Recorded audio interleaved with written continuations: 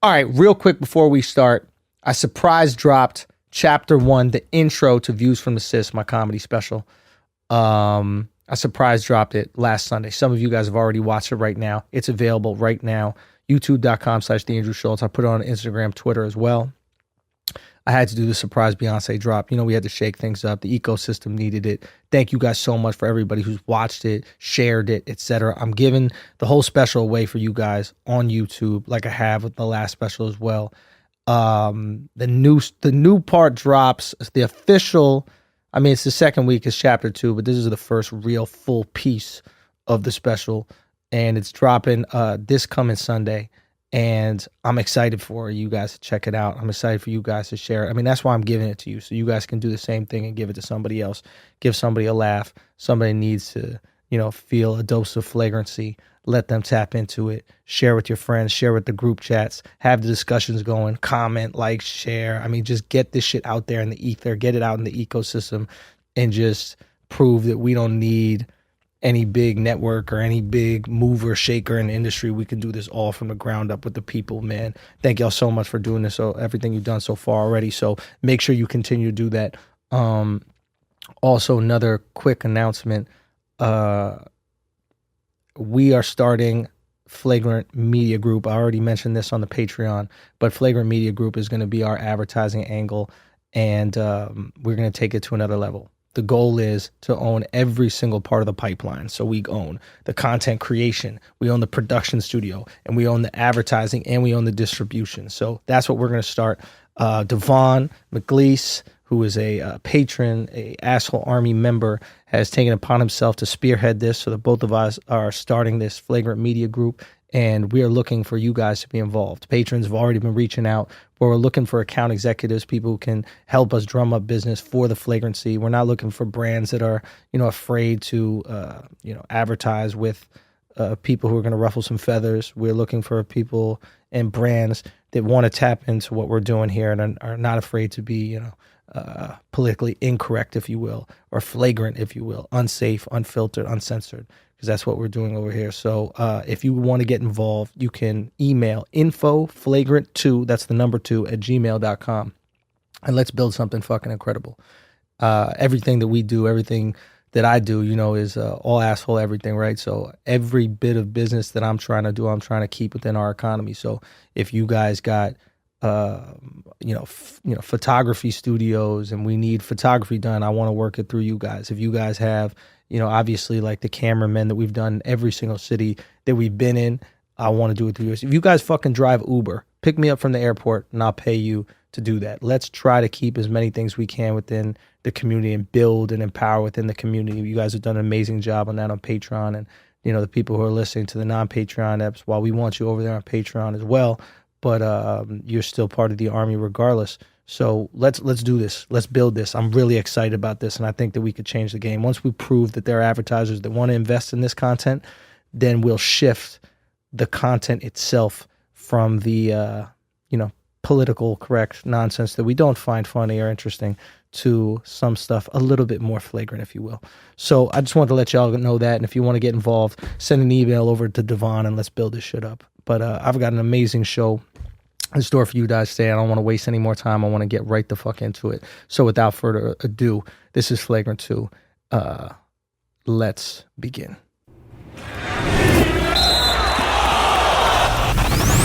What's up, everybody? Welcome to another episode of Flagrant 2, No Easy Buckets, analysis by assholes, water cooler commentary for your sports needs, your soul's needs. I flipped it last episode. I like doing that.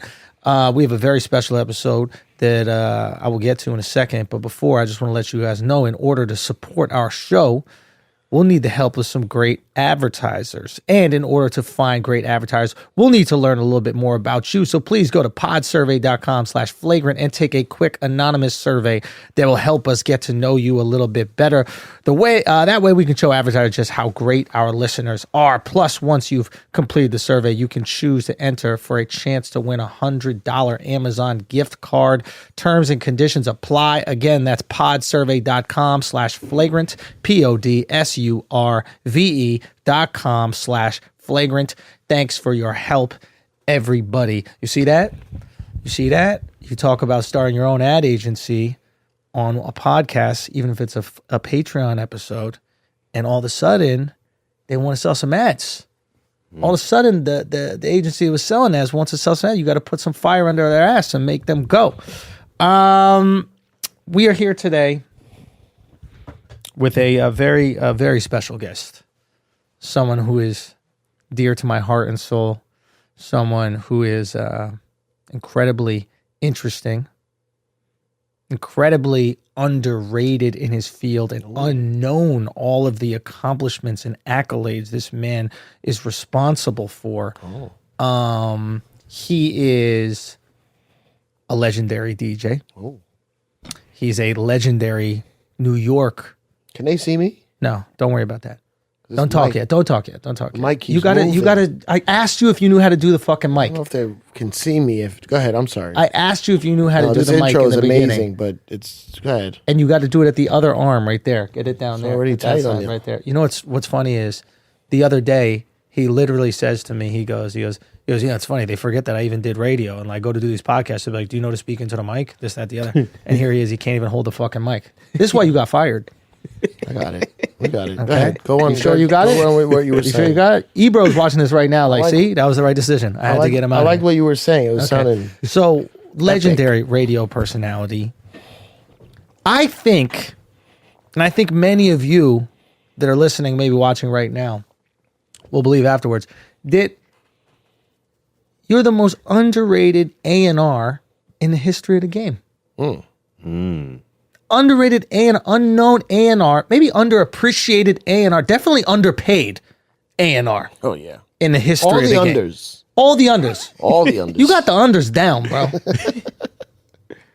Give it up right now for Cipha Sounds, everybody. We got Cipha Sounds in the building. I should also say, star of his own TV show, Laugh Tracks on True TV. Yeah. And we also got Chin in the building. I got to give a huge shout out right now. We got Alexx Media here and Chin here. Chin is our edit today. I got to give a huge shout out to the Fighter and the Kid. Right now we're recording at the Fighter and the Kid studios. A huge shout out to Brendan Schaub. I hit him up. I was like, bro, do you guys rent your studio? How can we get a studio out here? I got to give the people a Flagrant episode while I'm out here. And he's like, yo, I got you. Here's my boy Chin's number. He's mad Korean. That's what he said. He's mad Korean. He got you.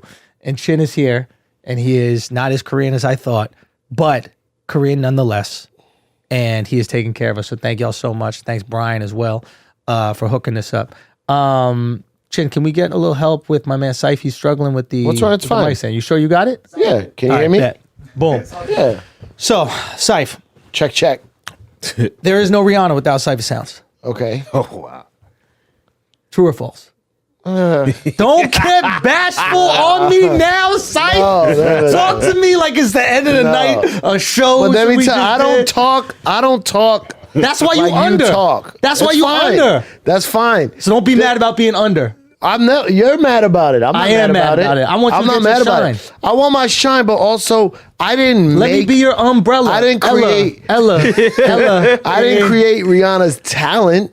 You know what I'm saying? I didn't create her looks and her singing ability and her on stage performance, all that good stuff. You noticed it. With Rihanna, there's different stories for different people. With Rihanna, I broke her. You broke her. First one to ever play any of her music ever is Cipha Sounds. Yes, ever. The world. I can't say.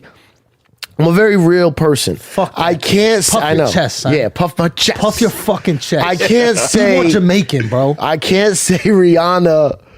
No one else would have played her if I didn't, but I did play her first. She'd be selling fish cakes in Barbados right now if it wasn't for you, okay? SOS was a song for you to notice her. No, it was way before SOS. On that SOS. No, it was before SOS? Yeah, SOS is after. Ponder Replay? Ponder Replay. You broke Ponder Replay? I'm the DJ in the video.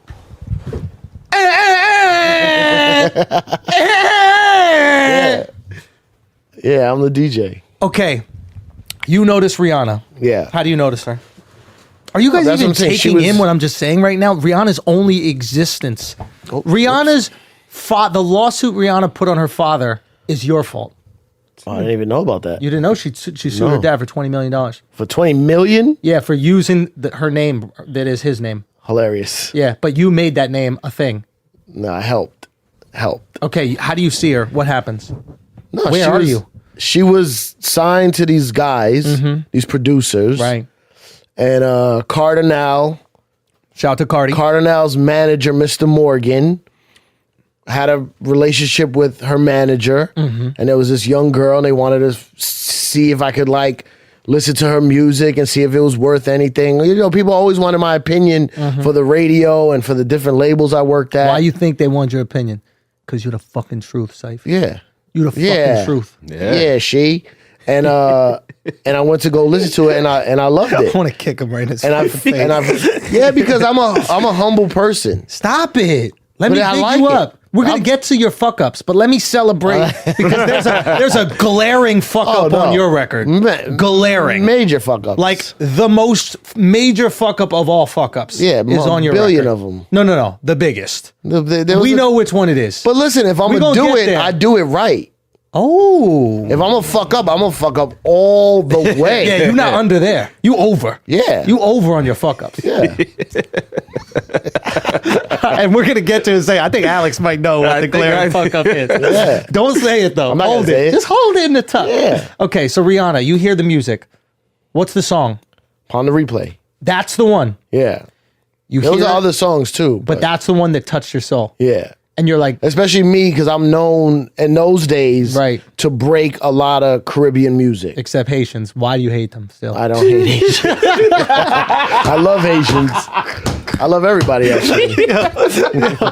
Yo, Cypher, you were almost out of there. Cypher was one of the first victims of cancel culture. Yeah. Like, if you really want to talk about cancel culture, getting people out of there, but this wasn't people on Twitter. It was people in Miami with machetes. It Yeah. was real Haitians. It was Ace Hood's uncles were coming after you. Yeah.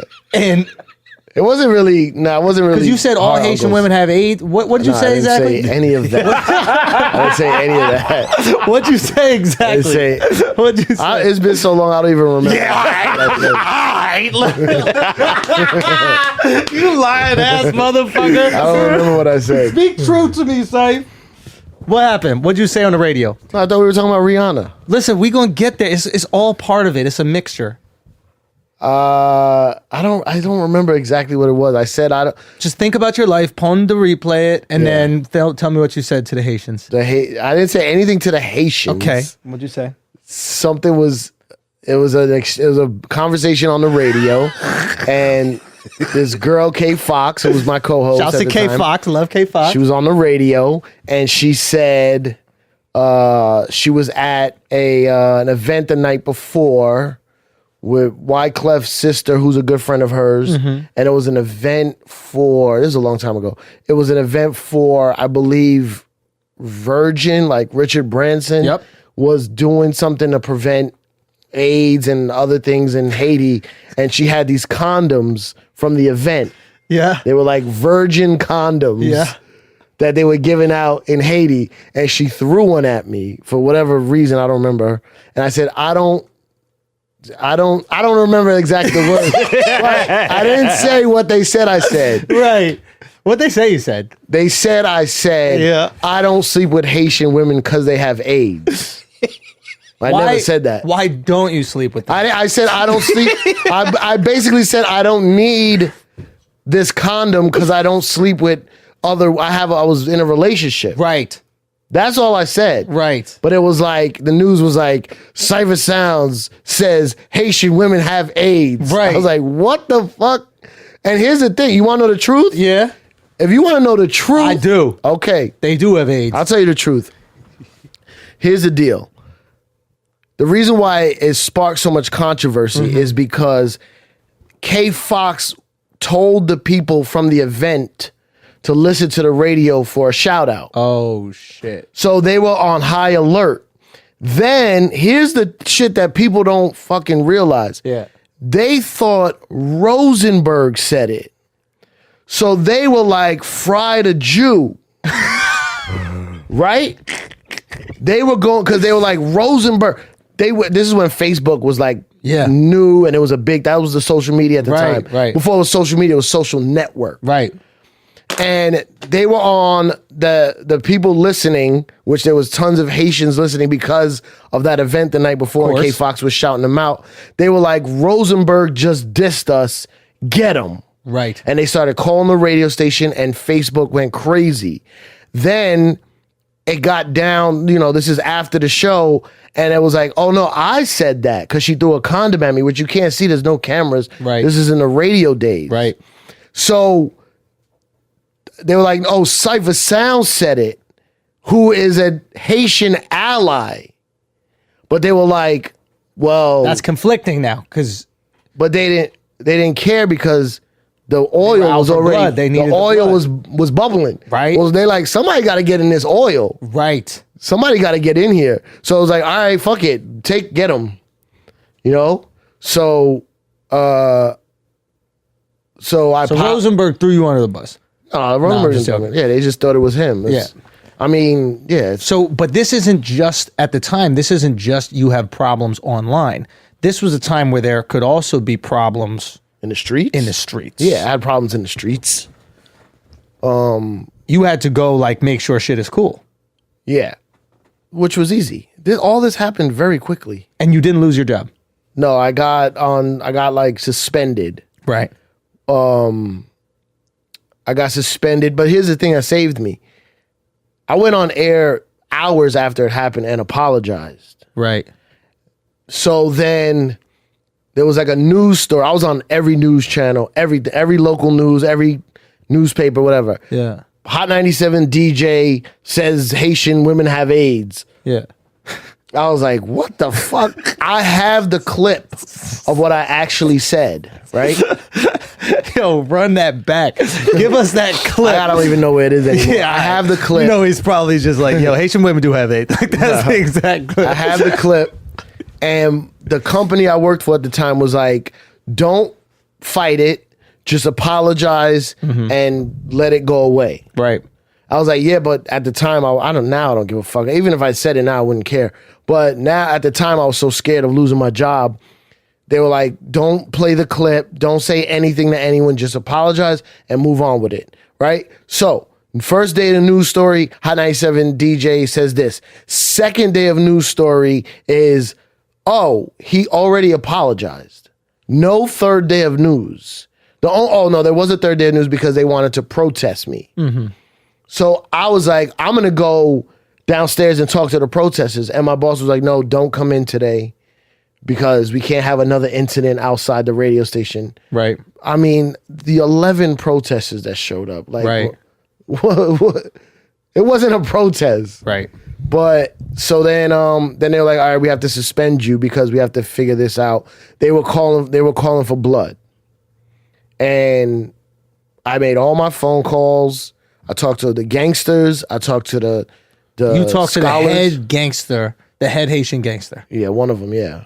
And in jail. He's in jail for life. So he's in jail for life, still runs all the Haitian. A lot, yeah.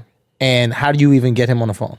I'm connected with Haitian. I love Haitian people. I love all Caribbean people. I'm Caribbean, and I love Caribbean culture and music, and I have Haitian friends. All my Haitian friends are laughing at this whole situation. Right. Laughing. Let me just ask you a question. When a white guy gets accused of saying something racist, yeah, what's the first thing he says?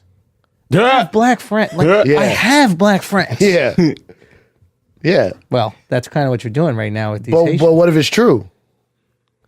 What if it's true? It is true. Okay, fine. So you talk to the Cipha OG. Sounds. You talk to the OG. Yeah. The OG forgives you. Oh, I have smaller OGs. Right. That was like, oh, let me call the OG.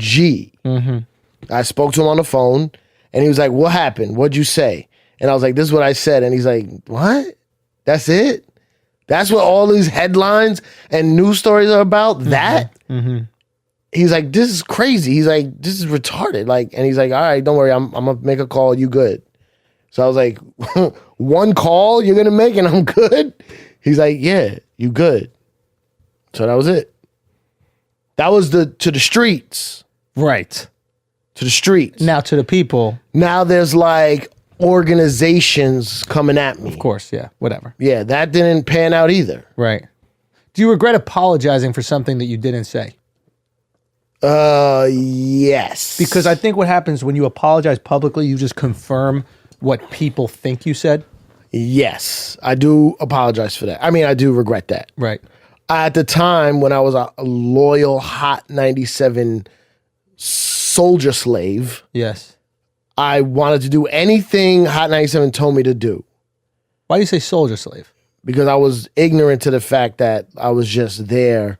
Like, I would have done anything for Hot 97. I was a company man. Right. Whatever they said to do, I would have done. Right. Even if they fired me, I would have been like, well, that's what my station needed to go on. Really? Yeah. So you were the suicide bomber? Back then, yeah. Not now. No, but back then. Like, I apologize if I hurt anyone's feelings, but I didn't, You wouldn't apologize for something you didn't say. but I didn't say it. I would have fought my case. Why were you so devout to Hot 97? I don't know. That's the way I am, man. I'm just super loyal. Like, it gave me everything. Cipha Sounds, That was the dream. The name, yeah, it was a dream. And the name got famous from Hot 97. So I can't, it was the spot. You felt like you owed them. I don't feel like I owed them. It was just, I don't know. It was just I'm a super loyal person. Right. Then I told this to Charlemagne when I did a show, like, you can't be loyal to a corporation. You're just a number. Right. They're loyal to profit. Yeah. You're a number on a sheet. Right. And when your number reaches a level where it's not worth it, Right. you're gone. Right. So, but yeah, so I wouldn't apologize for something I didn't say. But they just wanted it to go away. Fair enough. Okay, so we get past this Haitian thing. You still have Rihanna. Yeah. You break Rihanna. Yep. You play her on the radio. Mm-hmm. You share her music with Jay. No, they had a meeting with Jay, her manager. Mm-hmm. Jay wasn't sold on the idea. Me and him had a discussion that turned into an argument about her. Really? Yeah. And how'd that go? That's where the gray starts happening, and that's where, when you talk about all this shit about not getting my credit, yes, that's where it is. Talk to me. Because it was just me and him. And the people that worked for him that now basically own Rock Nation weren't in that conversation that me and him had in the hallway of 4040 Club. And I get erased from the story because no one else knows about that argument that I was yelling at him that I think she's incredible, she's dope. And he was saying, I think it's just one song, like a one hit. I'm like, no, she's incredible. She has other songs, other music. I think she's going to be big. And that was that argument. And how'd you convince him? I don't know. I just was, I guess, passion. I was explaining to him like what she is and what she could be. Yeah. And eventually he just conceded. He was like, all right, fine. Yeah, like in that hallway? In that hallway. Yeah, he was like, you really think, like, I'm convincing him, like, you really think she's all that? Like, yeah, like, take a second look or rethink this or understand it could be this, and maybe you're not seeing this angle or this angle. Now, I will say this. I was thinking, I love Caribbean music, so it was more of a Caribbean thing to me. Right. Eventually, she just went straight pop. Right.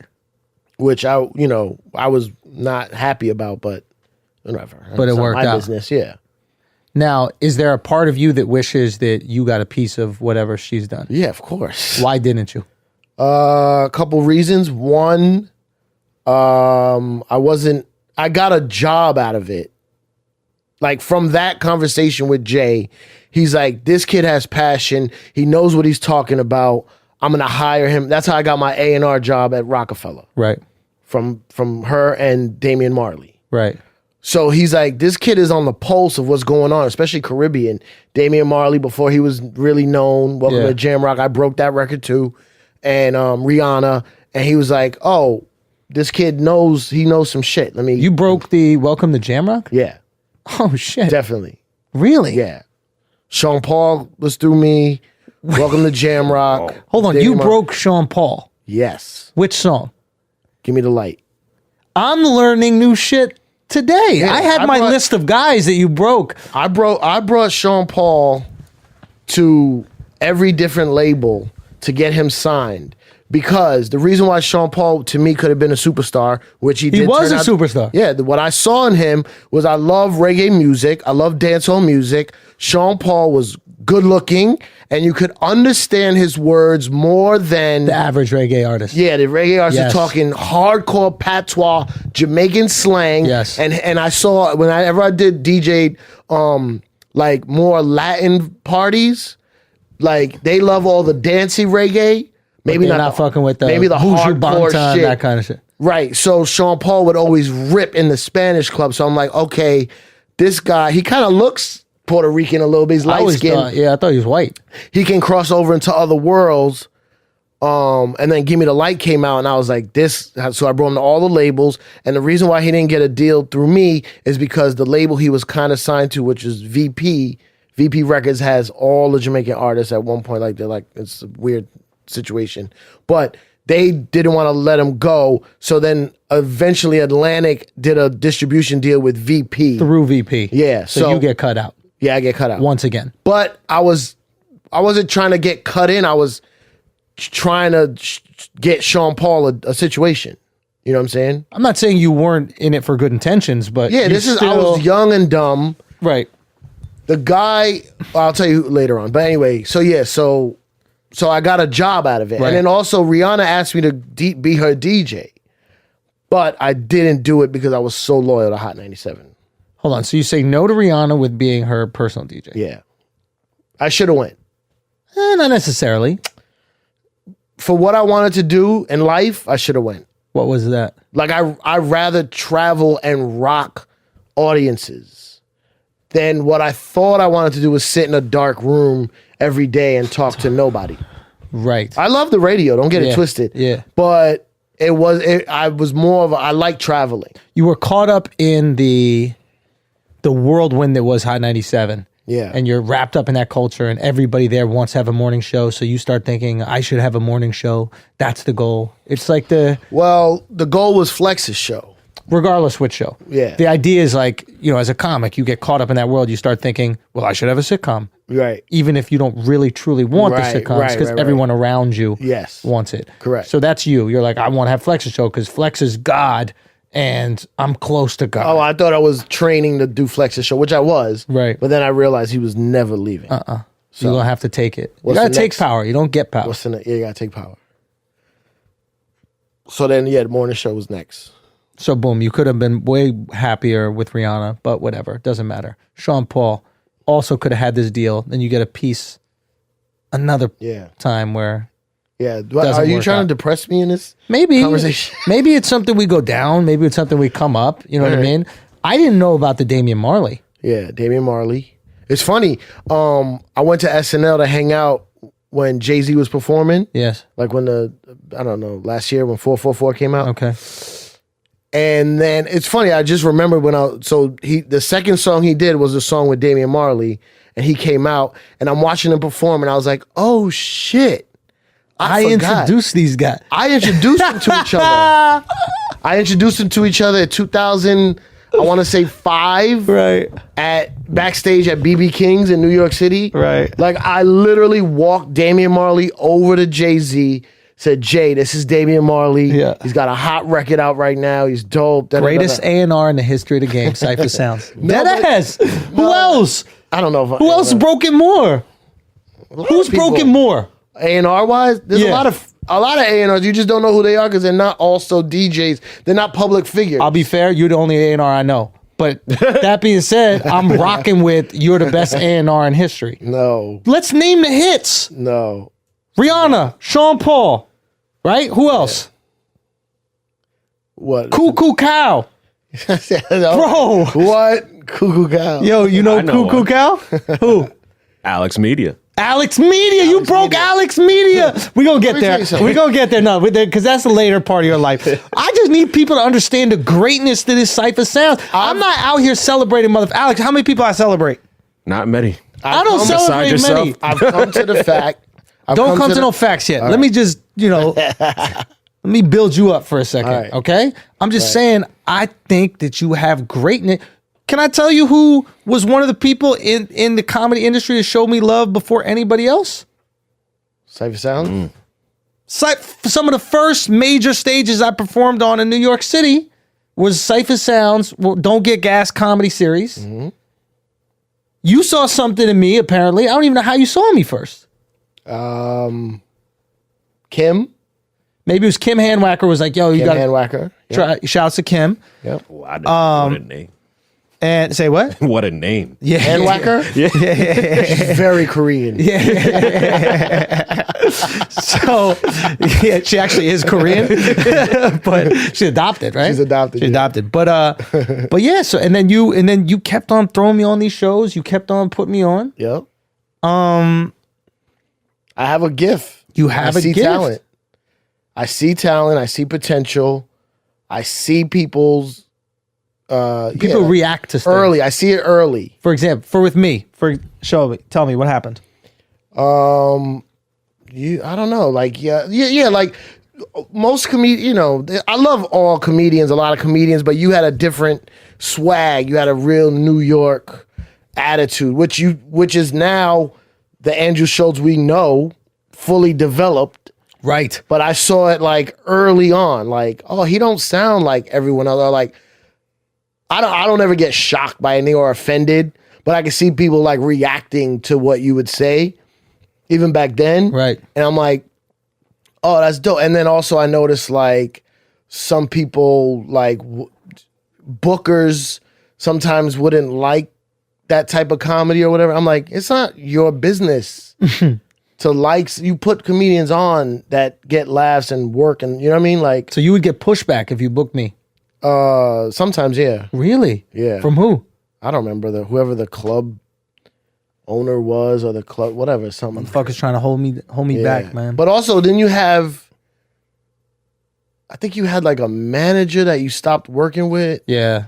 And then like maybe it wasn't directly said to me, but they were like, kind of like, oh, he uses Andrew Schultz, maybe don't do his show to other comics, maybe that they manage, something like that. Like there was some kind of like, and then I'm just like, wait, hold on, that's what the game is? Like, you don't like somebody, so you tell other people don't fuck with them? I'm like, oh, this is the music. I'm back in the music game. It's the same shit. Wait, so what were they saying? They were saying, since you fuck with me, people shouldn't fuck with you? Maybe like some of their other comics that they manage shouldn't do my show. Wow. Yeah, something like that. I forget who it was. They were very, very salty. Cringe Humor was the name of the brand. Cringe Humor? Oh, Yeah, that's who it was? Yeah, the Stand Comedy Club. Yeah. Oh, I didn't even realize that was the same people. Yeah, they were. Oh, yeah, you're right. They were some scumbags. They didn't steal money, but like the reason I fired them is because I got booked by a friend to do a festival. Shout out to Tyler Morrison in Canada. He's a buddy of mine, but I gave it to my managers because I was being, like you said, a good company man. Yeah. You'll take care. Hey guys, here's this gig that's coming in. I'm making money for us, aren't I? Right. You're so happy you have representation. Yeah. You want to like prove to them that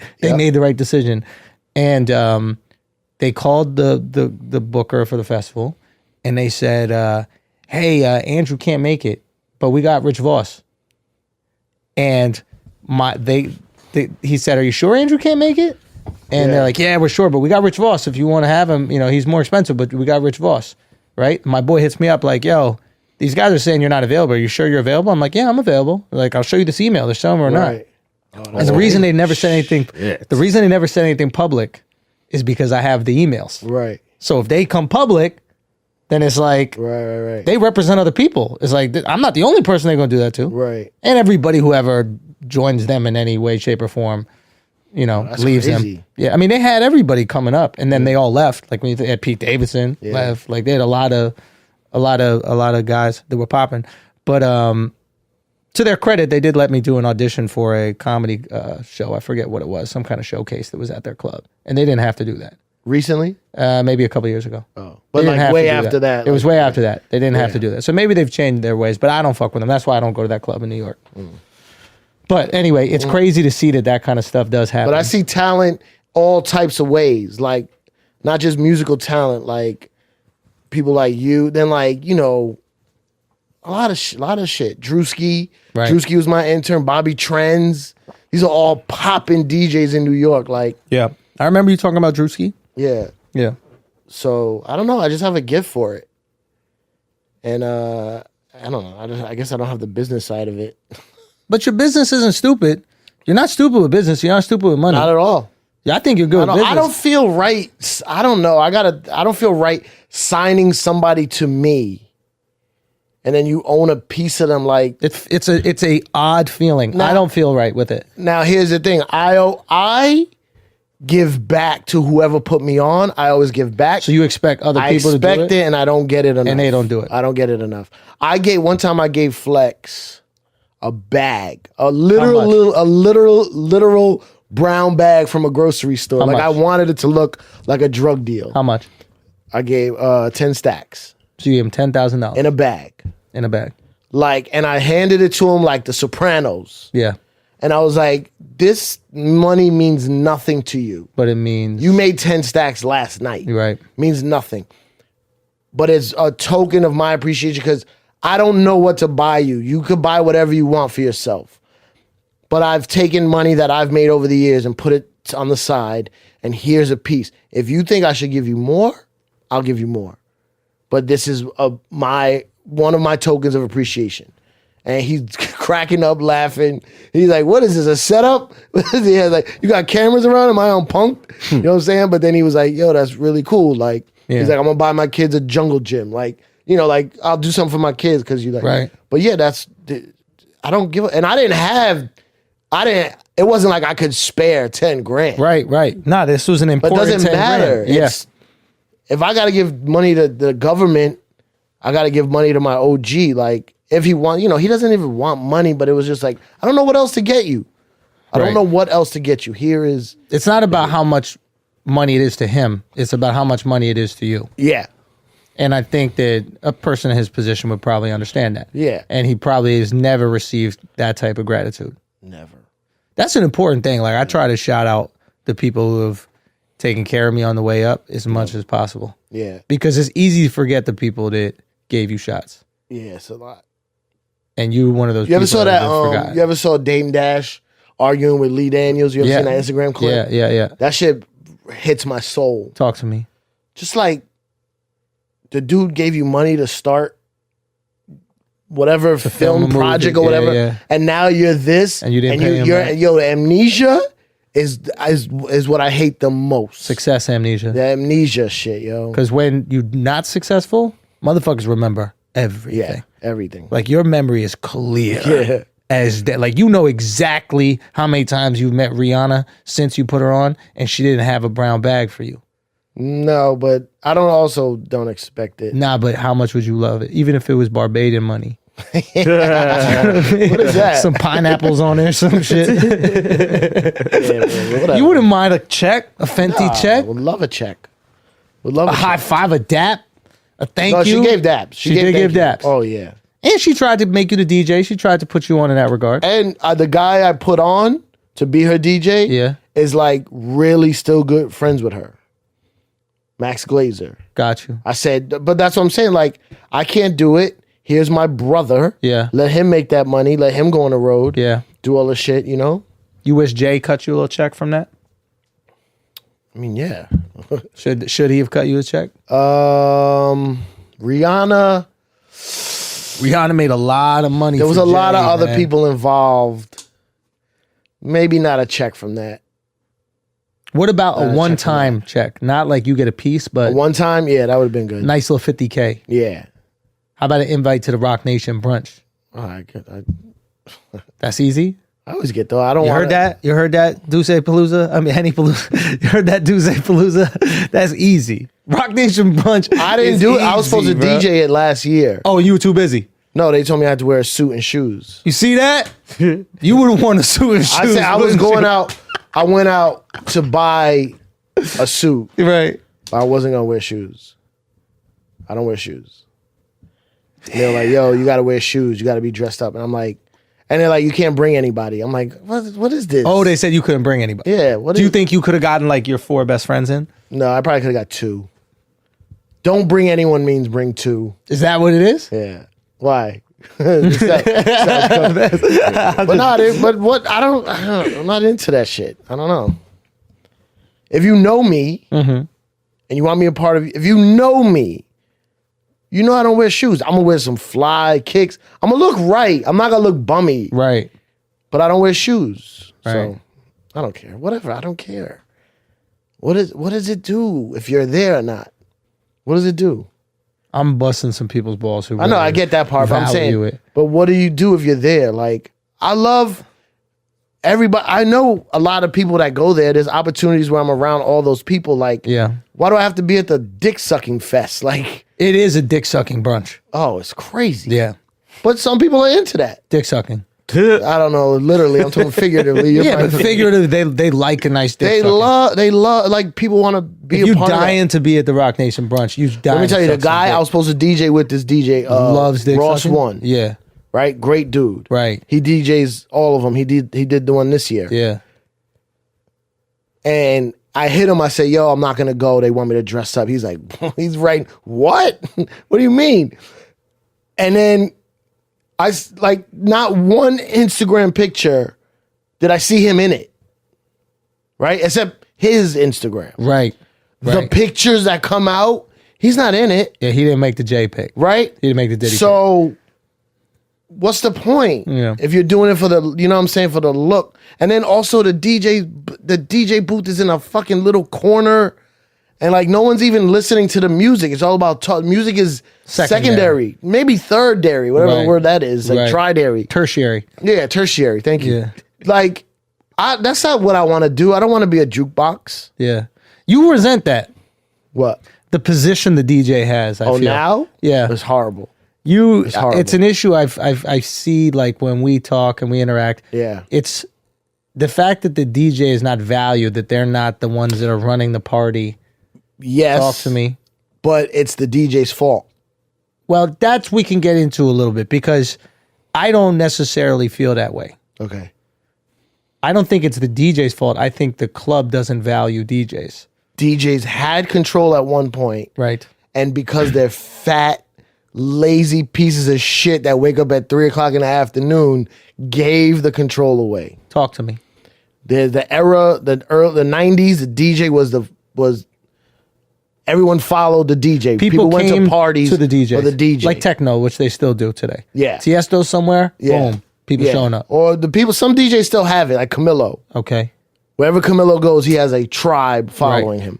Okay. But DJs were the draw, and then their man was like, "Yo, handle the guest list shit," or you be the promoter. Yeah. And then the promoters have no talent, right? They have no talent. They just have either hustle skills or. So it used to be DJ brings the people. Yeah. Transition to promoter brings the people. And once the club had to start paying promoters to fill the place, they didn't have money to pay DJs. So it was anybody who had Serato, just go up there and play some music. Oh yeah, there's a lot of steps before that, but yeah. But more or less.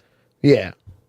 Yeah, DJs now, like the promoter became the reason girls went to the club. Right. Like, promoter calls you up, makes you feel special. Come to my. Yes. Then it became tables. They'll come to my table, come to my booth. And then it all turned. The whole thing is staged. But you're saying there was a time when you were coming up where it was, if you were a poppin' DJ, the bitches would come out. Yeah. The dudes would come out. Right. Yeah. And that was the party. And if you weren't there, nobody's coming out. Yeah. There was parties I did where sometimes the party would be like 500, 600 people. Yeah. And when I came through, it was 1,000 to 1,500 people. You know what I'm saying? When I was hired to do that party. Right. So it was like they were coming to see me. What would a DJ get back in the day? New York City party like that weekend, you could get anywhere. Like I remember I topped off like maybe I was getting like 4 stacks, 4 sometimes 5, but like 3, 35, 4,000. And now DJs are getting $250. Yeah, it depends, but yeah, a lot. I'm talking about like at legit clubs too. Yeah. Like you go to Avenue or One Oak or these type of things. It's a buddy of the promoter or a buddy of the owner. Yeah, it's crazy now. You're not making a living doing that. Not great. But the only thing is that those clubs it's complicated. Those clubs have a lot of big clientele. And if you work it right, then you could work in their private parties. And but then that's all those DJs you see that do One Oak and all them stuff. And then all of a sudden you see them in Dubai. Shit, you know what I'm saying? It's because they were at One Oak on a poppin' night. Did they do anything that crazy? Most of the time, no. There are some skilled DJs. Like that kid, Ross One, he's a dope DJ, right? I went out to One Oak one night, and I hang out with Michael Che a lot when we go out. Yeah. And he always looks at me and laughs because he knows I'm listening to the DJ like on a different level, like a research type level. Yeah. And he taps me, goes, "How's this guy?" And I'm going, "Yo, this guy's pretty good actually." That's funny. And then that's what I did to you in San Diego, right? Huh? I did the exact same thing. Yeah. And then like a half an hour later, I realized it was Ross One. I was like, oh, that makes sense. Yeah. Because usually there's DJs that, I mean, they play the right songs, but it's a different style now. It's a different style. They're all over the place. So they're also like, it's not really dancing anymore. It's like kind of like just bopping. What you mean?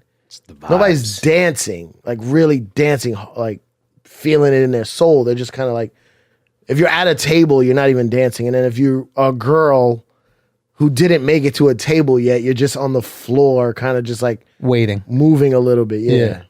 There's something I've seen you do. You were opening up for me in San Diego. We just did shows. Thanks to everybody in San Diego that came out. That was dope. Some of you might have been at the shows where the DJ equipment worked. Yeah. Which were the Friday shows. Yes. And, you know, Cipha and I have been trying to build this thing with the live show where there's like a music component to it. And Cipha does this thing that I want you to do more of. Yeah. Which is in a similar way that, like, you know, Bo Burnham used music for his stand-up and Reggie Watts used music for his stand-up. You DJ and kind of infuse jokes into it. Yeah. I don't want to give away what it was, but you had, I think it was maybe the first show. The first or the second show? First show. First one Friday was the Rockets. You had that shit fucking going. Yeah. And this is what was interesting about it. The layman's person, which is me when it comes to music, right? In my mind, I'm just like, okay, play the hit. We dance to the hit. We keep it moving. It's not a big deal. Yeah. Right? You understand a rhythm with music that's kind of similar to stand-up. Yeah. Like tension, release, build, break, you know. Surprise, push.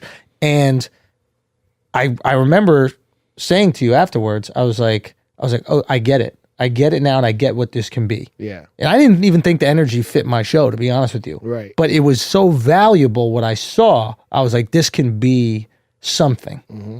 We can build this into something. When you start doing stand-up, is that what you're trying to recreate? When I started doing stand-up? Yeah, like, you know what it's like to smash. Very few people start stand-up, right?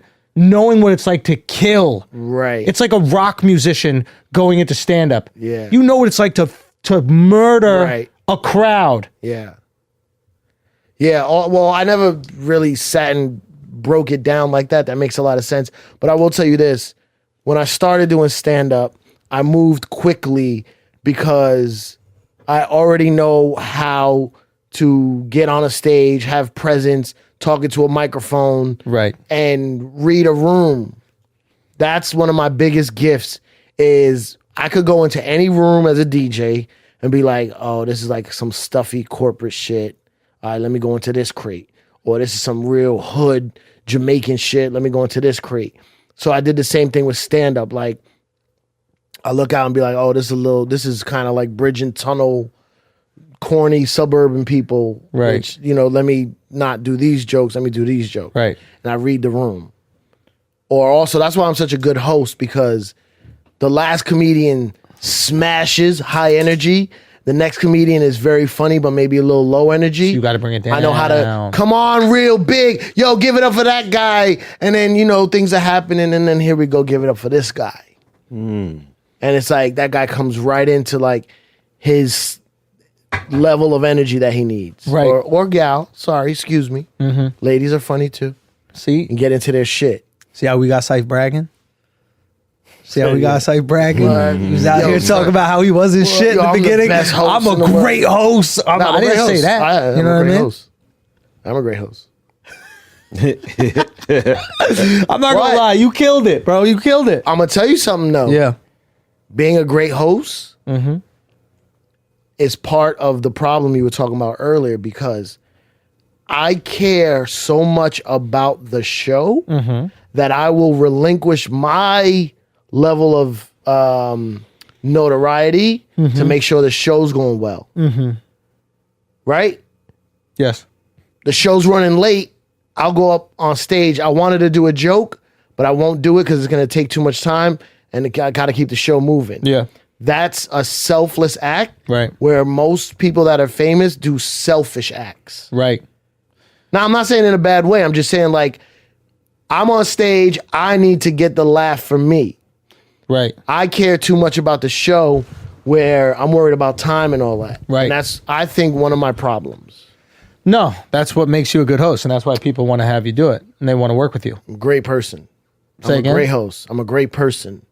But it's slowing up my process. It might be stunting your growth, but it might not be, because you're offered opportunities that you wouldn't get if you were selfish. That's true. Like if I brought someone on the road, right, and every time they opened for me, they went long because they were fucking killing, have a good time. Like I'd be like, I don't need you. Like one of the things that I loved about the San Diego show is you really made it feel like a show, and you made them feel like they were excited for this event that was happening that I was going to headline. And You also, built if you it notice, I have my jokes. I have a stand-up set that I do. Yeah. But if you really paid attention, which I don't do for anyone else, in between some of my jokes, I'm like, ugh, I know you want this fucking asshole to come out. Right. I'm doing 20 minutes. Every 5, 6 minutes, 3, 4, 5, 6 minutes, I'm letting you know, I know this is an Andrew Schultz show. Right. I know you paid tickets to see Andrew Schultz, and I'm letting you know it's coming soon. Like, Yeah. yo, the energy got to be right before I bring this fucking asshole out. Yeah. And then I don't normally call people I work with an asshole. Right. But for you, it's like I cater my shit to the asshole army, Yeah. to the flagrant crowd. Then I was doing jokes I don't normally do because they're like extra flagrant. Right? Right. Or I'd have some dirty jokes like eating pussy. Right. I usually do that on the late shows. yeah. Uh-oh. But I know it's an asshole army crowd, so I'll do it on the early show. Right. You could do whatever you want. And one time I said a joke and the crowd was like, ooh. I was like, what? You know what he's about to say? That was great. Don't ooh me.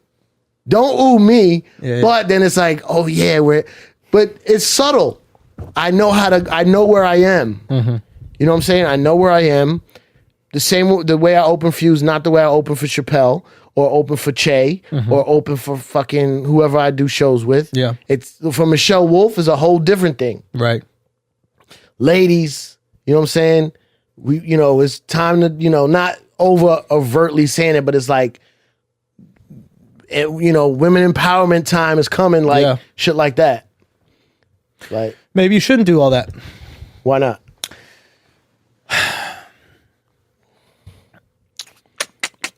Maybe I agree with you. Maybe what makes you such a good host takes away from defining what is Cipher. But what if? Because when I go into a place, it don't matter what the fuck it is, I'm doing my act, and they Right. got to get on my level. Right. Now, I'll adjust energy to get them on my level. If they back off on a certain joke, I'll double down on it to let them know this is my show. Yeah. You're on board of my show. I'm not coming into your living room. You're in my living room. It's one of the reasons why I don't even like doing the like shows at like bars and that kind of shit like that. Is because you're in their house. I'm not a guest in your house. You're a guest in my house. Right. You know what I mean? And if you're not part of asshole army, if you're not part of this, if you're just someone who happened to just come on to the show, you're a secondary guest. Right. You know what I mean? Because the squad is here. Yeah, but that's and you your walked shows, in on it. That's your shows that you headline, that people come to see you. What if you're doing just a regular showcase show with see me? 5 other comedians? You see, I do Yeah, but- me. No, I know. You know, the energy is kept. Right. And some people might even say to my detriment, but I don't believe that because to me, the kill is not more valuable than the curation. Right? So for me, I'd rather do shittier working on a joke that I really believe in than murder on a joke that I know is done.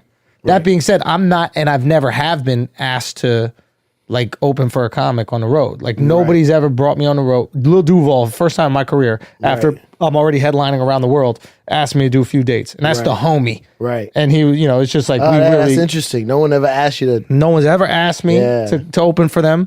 No one's ever asked me to, you know, host for them, that kind of shit. I mean, like, look, maybe it's happened like way early in my career or something like that. But even early on, there was always like something that was, there was a little give and take, that kind of situation. Yeah, but that's true. But I get it. It's like, could you host a show? Yeah, I mean, I could if I really started to work that muscle and go back to doing that. And you know, there's been part of me that's like, if I want to do like a monthly show or something like that, I should work that muscle because it's a good, strong muscle to have. Yeah. But I'm just saying, like, they know that when I go on, I'm trying to bury them. Right. I'm not, like, I remember when I would host in the city at Eastville, my goal was to bury the first act. My goal, whoever I brought up, I wanted them to bomb. Like I wanted that motherfucker, or like for the first few energy, because you know where that came from? I would follow Mike Britt. Shouts to Mike Britt. Yeah. Mike Britt was my fucking, I mean, he's what made, two guys made me a man in stand-up. Maybe three. Mike DiStefano, R.I.P. Yep. Mike Britt, David Tell. I'd follow Mike Britt hosting at Eastville. Yeah. And he was so fucking incredible as a host. Yeah. He was so engaging and he was so conversational, but he also had jokes and he would murder. And then I would go up and I was just doing a worse version of him and the audience knew it. You know what I mean? So it really made me break it down and start to understand, like, I would go up, I'd be like, okay, what is he doing? Okay, I need to start really strong because the second they look at me, they don't even believe in me. Now I know that. I got to start with a strong joke right away to establish. Now I'm funny too. You know what I mean? Like, you could feel them longing for him when he walked off stage as a host. Yeah. Host, people don't even, right now people listening don't even know how hard being a host is. Yeah. It's so hard. Yeah, we're super inside comedy right now. Yeah. So it's like, but being a host is so hard because you have to congeal the crowd. You have to bring everybody together. The crowd they're still getting drinks. There's so many things happening in the room. Your first set as a host is trash. Ridiculous. But Mike was so amazing at like going in and out of crowd work and going in and out of bits and flawlessly, seamlessly doing both. You didn't even know if he wasn't making it up on the spot or not. Yeah. And he made me get so strong just so I could. I remember looking at the lineup a few days before the weekend. I'd be like, who's hosting? Fuck, Britt is up. Yeah. Fuck. But at the same time, I was like, okay, I got to do it. I got to do it. That was one. And then David Tell. What David Tell showed me was it's more than jokes. Showed like just watching him, or he told you this? No, I would follow him because I would close the cellar. Yeah. Right? It would do a Tell and then me on the late night spot. Yeah. So a Tell would go, and this was for years, and a Tell would go and he'd destroy. And I really started to understand operating on like two levels. He had his personality that was funny, just who he was, the way he would speak. He said, like even sounds he would make, and the jokes would come through the personality. And when I would follow someone else, it was easy because the jokes were good. Like I had jokes, right? You know what I mean? But Attell had jokes and personality, and that made me realize, oh, all the jokes got to come through me. Everything has to. And if you watch me now, right, it's like you see me say something, you're like, oh, that's Schultz. Yeah. You see the premise that's coming through. I'm not going, what about hot dogs? Here's a funny joke about it. Yeah. It's never, I'm not talking about a topic unless it's coming through me. And that was just tanking after Attell until I learned. That's what people are so afraid to bomb, or like they're so afraid to like go out of their comfort zone. It's like that's where you find out who you are. Yeah.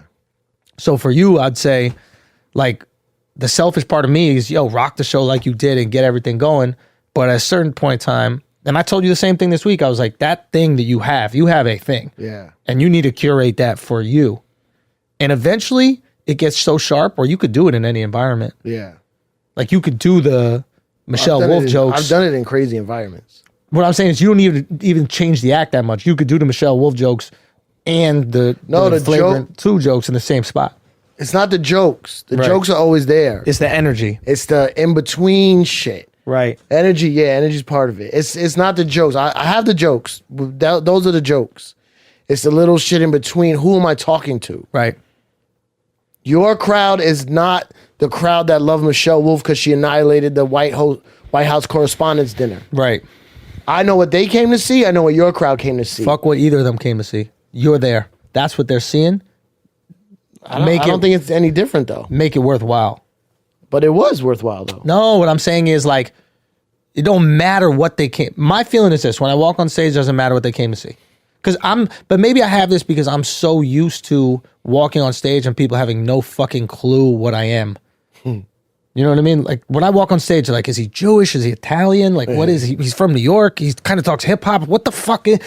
So I'm used to the chaos and confusion, right? There's utter confusion if you don't know who I am. Everybody listening right now has known me for 5 years, practically. Right. You know what I mean? So like they know me intimately. But some random dude, I walk up on stage back and I had my hair parted. I had so many. My head is fucking Connecticut. My nose is Jewish, right? My accent's Italian. Like my clothing is hip hop. Like you don't know what the fuck to expect. If you're like fat and you walk on stage, you can address that. Right. And everybody's calm. But for me, there's anxiety. That's true. Right? They're like, what the fuck? Yeah. How do I feel about this guy? So for me, the first joke has always had to, honestly, one of the nicest things about having like a fan base is just being able to go up and be like, all right, I can just talk about wearing blackface. Like, I don't have to introduce you guys to who I am before we get into this fun shit. Yeah. Like, I would have to. I'll probably still have to have shows that are not. I remember when I would go up on your shows, I think I would say sometimes, like, there'd be like 300 black dudes in the audience and like that. And I'd be like, I was like, wow, it's like 300 black guys here. I'm just this white guy. I feel like a CEO. Like, I'd say little shit like that. You know what I mean? Like, you know, and like, what it would do, it wasn't for me, it was for them. Right. It would just break it. Yeah. They'd be like, oh, okay, he don't give a fuck about offending us. Right. But that was actually a kind of clever thing. And he gets it, yeah. Boom. Now we could work. Mm-hmm. Didn't you tell me something about the spot you did for Duval? Like something was different, that it was a little humbling? Oh, yeah. Like when I did the shows, I mean, Duval's show is just fucking, like the whole thing is just like a spectacle. But like, nobody comes on time. So like, I'm an usher. Like I'm literally walking, it's a theater. It's not a little comedy club, right? Like, and I asked Duval about it actually. And I was like, why do people come late to shit they paid for? Like, people always go, black people are late or this, that, the other. And I'm like, everybody's late. Everybody shows up late to work. Everybody shows up late to the movie. Everybody shows up late to everything, right? And then, but what was peculiar about this is they were showing up late to something they paid for. Right. They were actively invested in losing money. I did not understand that, right? And then he was like, they want to be seen. They want everybody to see the outfit. They want to see the whatever. And he goes, it's just part of it. So I would go up after the host and 50 people are just walking in. People are getting to the seats. You know what I mean? And it's like, and then I have a decision to make. Do I become the comedic usher where I'm making fun of their jackets and that kind of shit like that? Yeah. Or do I do my shit? And I like doing my bits. And like, that's what I decided to do. Yeah. Did it work? Yeah, there were some cities that work better than other. By Columbus, at the third one, I got it. And I was like, okay, this is the energy. You know, you got to. And why did he ask you to do those shows? He just asked me to do the first three. You know, I don't know what it was. But yeah, that's crazy. That's the homie, man. Like, so I think it was just a cool thing. Maybe he just wanted me to see what it had become. Yeah. Because I've been one of these guys that's like telling him he's fucking great for years and like telling him, yo, you got to do theaters. You got to, like, what are you, you doing 9 shows a weekend at a comedy club? Just do the theater. And maybe on some level it was like, hey, bro, we did it. We got, we got to the fucking theater. Oh, well. All right, we're going to take a little break for a second. Shout out to one of the greatest sponsors in Flagrant 2 history, Blue Chew. I mean, if you guys are new listeners, get the fuck on board. I don't know what the hell you're waiting for. Blue Chew guarantees that you give your girl, the chick you're trying to impress, the first time you're laying pipe, or your wife of many years, the greatest night of her life. Okay? It's getting you rock hard, 20 minutes or less. You chew that blue pill up, and then you go to town. All right? You know, we don't play around with it.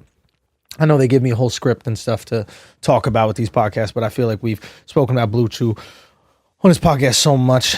It's you guys already know the deal, but then again, there could be some brand new listeners who need to treat their wife right. We need to give her that special night. We need to put her in the Heza Sutra, you know, have the squirts going, need to do laundry the next day, make the sheets the way they should be, okay? Here's the reality. It's got the active ingredient from Viagra, Cialis, all those other brands. Okay, you can take it anytime. You chew it right up. They act twice as fast because you can chew it right up. Okay, it's in the system, and then it's fucking go time, and you can get it for free. All you gotta do is pay shipping. You visit BlueChew.com. You get your first shipment free when you use our special promo code Flagrant. That's Flagrant. You just pay the $5 shipping. Okay, that's Blue BLUE. Chew, CHEW.com. The promo code is Flagrant. You try it for free. Let us know how it works. Matter of fact, have your girl let us know how it works. You know we love those testimonials. Blue Chew. You know it's the truth. You know we support it. All right? Now let's get back to the show. Man, I could talk to you. The nuance of comedy for hours. Yeah. This is a sports podcast, right? We're going to get to how about those Knicks? We're going to get to So here's the thing about Cipha, and that's why this one's going to be a little bit different. And I think I got to start doing these kind of like interview conversation series because a lot of people I want to talk directly to. What time? But Cipha got a flight to catch too, but we're going to have you good. 8:51. Yeah, you're straight. So, but fucking Knicks. now we're not going to talk about the Knicks. Pazinga. You said Cipha hates sports, and I don't want to go at it. He does this stupid fucking thing. Cipha has this weird like games that he plays with people where like you're like on some level you're like no. You know like Impractical Jokers. Obviously, everybody you know them because you DJ for them and stuff like that. But the people listening, like Impractical Jokers, do a joke where everybody knows it's a practical joke and it's a funny thing, and then there's a resolution. Right. You have this weird, like, sadistic thing where, like, Cipha has ongoing practical jokes that he's the only one that knows. And for years. It's a practical joke. Yeah. I was in Boston shooting this thing in Harvard, right? For the Harvard Lampoon, okay? And the guy who designed the Harvard Lampoon building where they all live, Yeah. the Harvard Lampoon is just like a fucking magazine, like a comedic magazine in Harvard, From the right? 70s. Right. It still goes on today. Yeah. And the guy who designed the building designed all these Easter eggs in it, meaning he put flaws hoping people would find it. And one of the main ones is there's like this, I'm trying to think. Imagine, for example, there's this thing behind us. There's like this acrylic or glass setup right here, right? To everybody's watching right now. And imagine like, I'm trying to find a letter, like I, right? Yeah. Imagine both the I's were the same. And all the I's were exactly the same, or the H's. Imagine all the H's were the same, and one just happened to be a little bit different, right? He did that with something on a wall. It was a spiral on a wall, and one piece was a little bit different. It was the opposite way. Yeah. And Conan O'Brien noticed it and hacked away at the wall. And inside the wall was a note that said, "Took you long enough." Wow. Now these things exist all throughout the place. Right. And they're still there and nobody has found them yet. And part of it is trying to find them. Right. And funny that Conan actually found that one, right? That's you. You're going to die and you're going to have practical jokes. Dude, he's got a friend of his this weekend, right? Dude, he's got a friend of his this weekend, right? This poor Japanese girl doesn't even speak English, right? Just English. She didn't used to. Now she's learning English. Yeah. He called her up. Only he gets this. It's only for him, his own amusement. This is sick shit, right? He calls her up. He goes, "Hey, I don't have a place to stay. Can I stay with you?" And she goes, "Oh, you should look up some hotels." He goes, "I did, but they're all sold out in all of LA because of the Oscars," right? She goes, "Oh my Lord, you should check out the App Hotel tonight. I looked and there's some options there." And he goes, "I looked and they're all sold out too." I have to stay with you. She's like, oh, I can't. He's just continuing doing this the whole day. The whole day. She's like, where are you? I said, I'm just walking the streets. Bro, we're together the whole day. So every once in a while, he just chuckles to himself. I'm thinking it's a fucking meme or something. I'm thinking it's some funny image on the gram, something funny on Twitter. I go, what? He goes, I just told her we're still walking the streets. I told her I'm at the Scientology building. I'm about to join. Just gonna need a place to stay. Dude, but it's just for him. This is how psycho kids like twist squirrels' heads off their shoulders. You're no different. You're like a good version of Ted Bundy. Like this is just for you. It's great. But dude, you could die and this poor Japanese chick could think it's her fault. Like if anything happened to you on the way to the airport, she would think it was her fault. Look how much fun he's having. What a fucking weirdo. I never noticed. Dude. I do that a lot. All the time, dude. It's your little game. I do have a lot of those. I wish we could talk about that other one. That was funny. What's the other one? It's San Diego.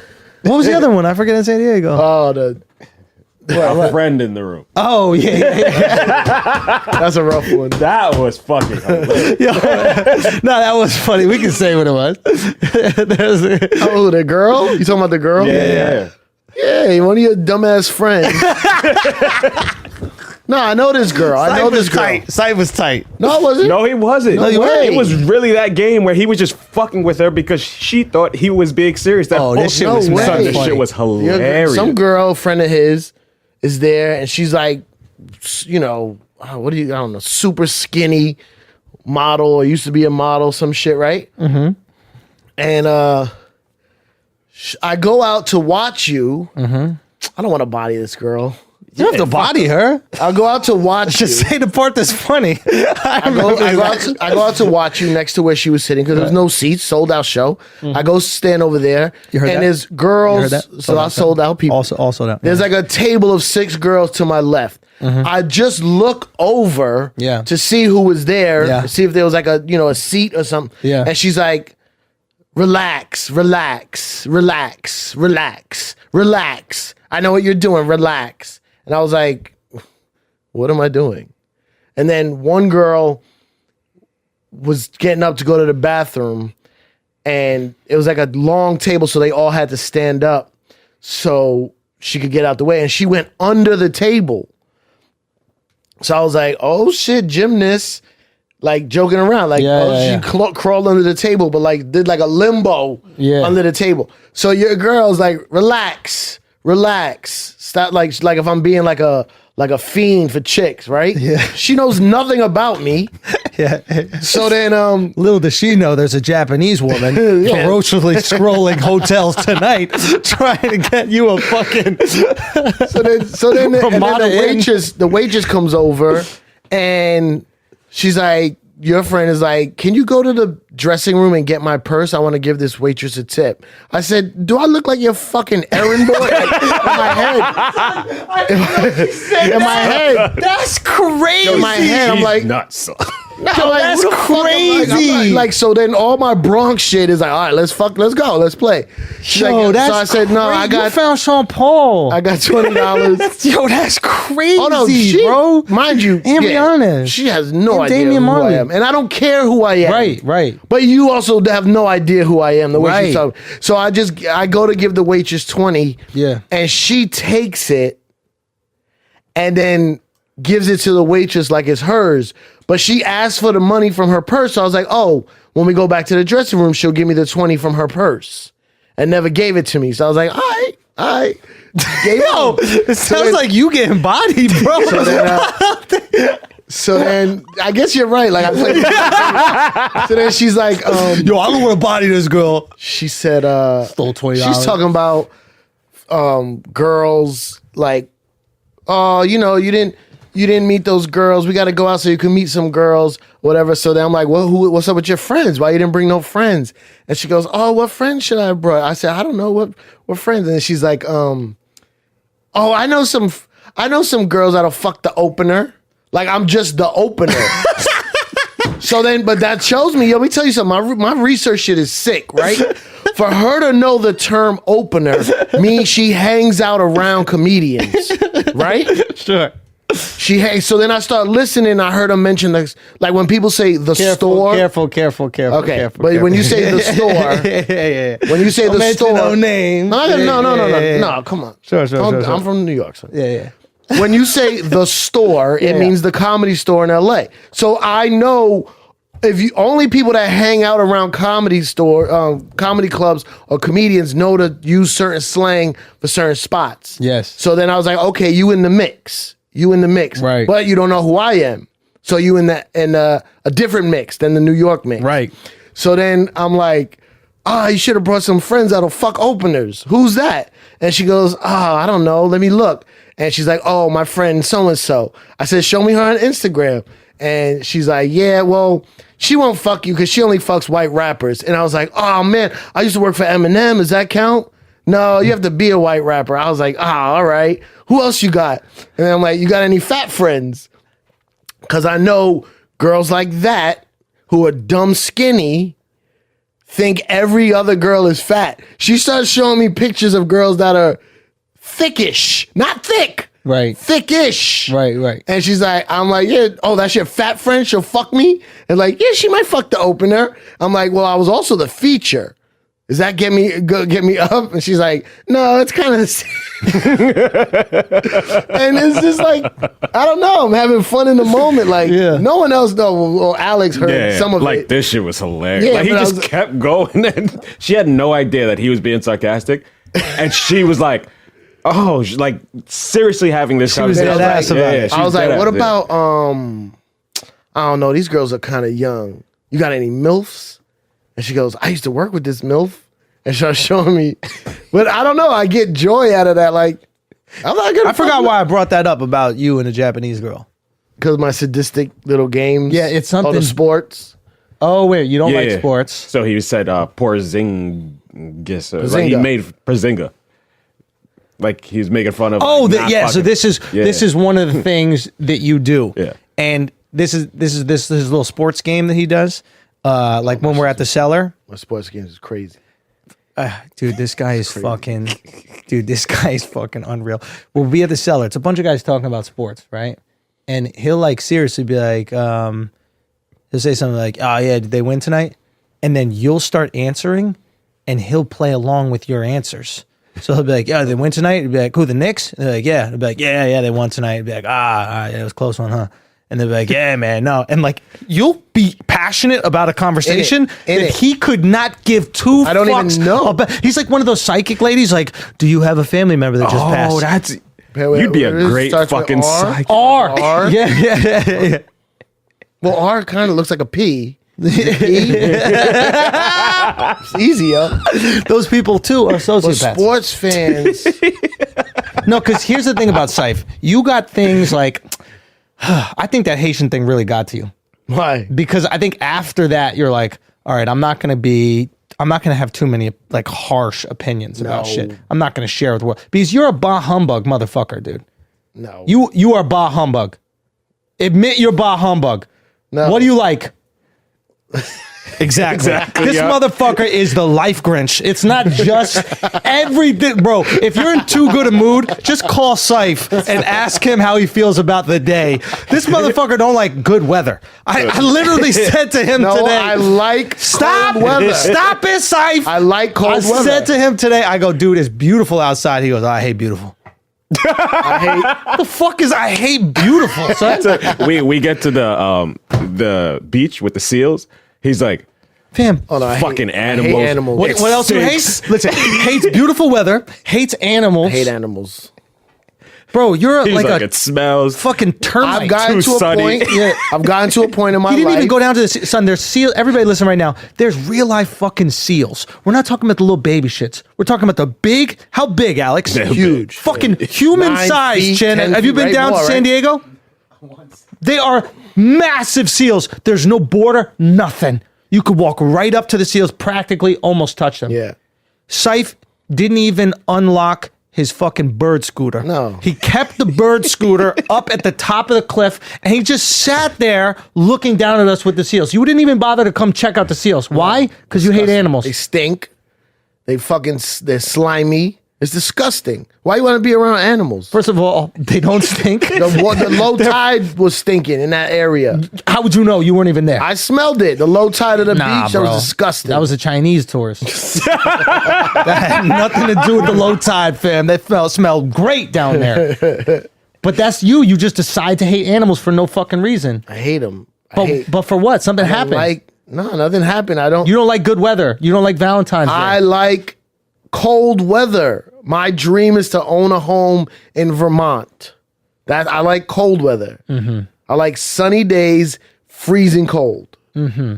I don't like LA weather. No. Okay. Yeah. Valentine's Day. Valentine's Day is a sham. Okay. Christmas. I'm not Christian. Okay. I'm not Christian. Why am I celebrating you? That's your Lord? Great. I respect that. Mm-hmm. I'm not Christian. Right. But Christmas is not like a religious holiday. Yes, it is. But not now. Yeah, it's 100% a religious holiday. Do you take weekends off? My life is a weekend. What does My that life mean? is a Saturday. Every day I do whatever the fuck I want. Every day. Any day. That's great. I do whatever I want. But when you worked at the radio, you would take the weekends off, right? No, I never take days off. Very rarely. This fucking guy. But I'm doing what I love. This fucking guy. That's not what we're talking doing what about. I We're love. talking about certain Like, do I take traditions you just vacation? take part in. You take part in certain traditions. You brush I your don't teeth in the morning? I don't. Yes. Okay. You brush your teeth at night? Yes. Okay. You have breakfast?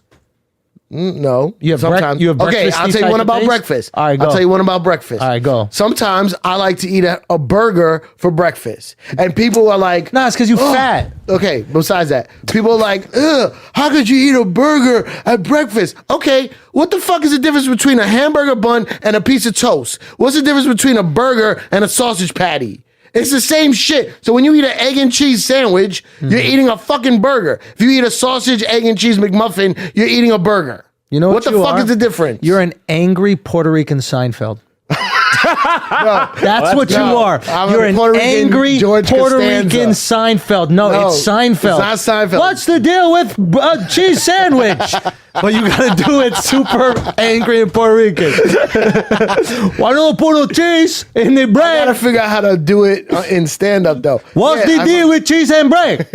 What's the deal with the hamburguesa? But why are you getting upset? Why do people get upset? Because people are fucking sheep and they're slaves. Why we celebrate crema? They slaves. Why we celebrate crema for? You want to get into it? It's the I want to get into it. The deaf, dumb, and blind 85%ers just doing whatever they're told to do. Here we go. It's doing whatever they're told to do. Here we go. You go down the. Tell us about that 5% teaching. You go down the path sound that someone has set for you. Cipher the God. Somebody said. Speak that wisdom. Speak that said, truth. how Cipher do we- the God. What's Mother's Day? Mother's Day? Someone has to tell you the day to love your mother? Oh, damn, you woke. Are you son. out of your fucking mind? Damn, you woke. The word woke is mad, crazy disrespectful. Woke is the wrong term for what you're trying to say. Right. Woke is the way Right. in uneducated people say awake. Ah. It is the uneducated way to say awake. And now they've made their movement based on a completely wrong term. You know what I know? Tell us how you feel, Scythe. I know. No, tell us how you feel. You know people from the hood, they're like, oh, son, I'm woke. No, dickhead, you're awake. Whoa. You're awake. Whoa. Now I see how you said that shit about the Haitians. It was this level of anger that was popping up. You know what I mean? It was someone's like, yo, you be fucking Haitian bitches, Scythe. You were like, no. Nah, I fucked a lot of Haitian bitches. You did? Yes. Why you gotta call them bitches, bro? You did. I was just Sapase. following these. Nabule. What? You knew the next part? What are you talking about? I got 9 Haitian friends. 9? Yo, if you get 10, do you get your own doll? You get what? Your own doll? Voodoo? A voodoo doll? Don't call it voodoo like you're fucking Haitian. It's voodoo. It's voodoo. No, it's voodoo. You are American. Yeah. You don't even speak Spanish. You're But not I going to say- start speaking patois. I speak patois correctly. Stop it. Learn Spanish first, Jose Luis Diaz. This motherfucker don't even speak his own language. He said voodoo. Say one other word in Haitian patois. Exactly. Say AIDS.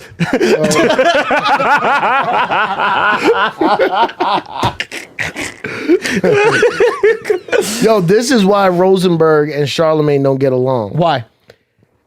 Because Rosenberg hates the fact that when that shit happened to me with the Haitian shit, that Charlemagne went after me. I didn't give a shit. Right. Charlemagne's doing what he does. Right. And this is the early days of Charlemagne. Right. When he was new on the radio on Power 105. Right. I don't knock somebody for doing what they do. He saw an opportunity, he took it. Because y'all would have done the same thing to him. I wouldn't have, but people would have, yes. People would have, yeah. But I was like, but he's all upset. And it started this long back and forth thing that they have.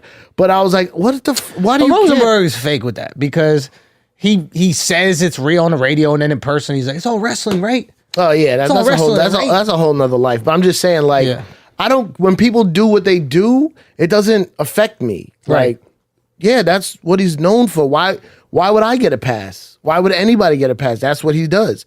And certain people do their thing, and that's how they are who they are. You know what I'm saying? Right. So I don't give a shit. So tell us how you passed on Drake.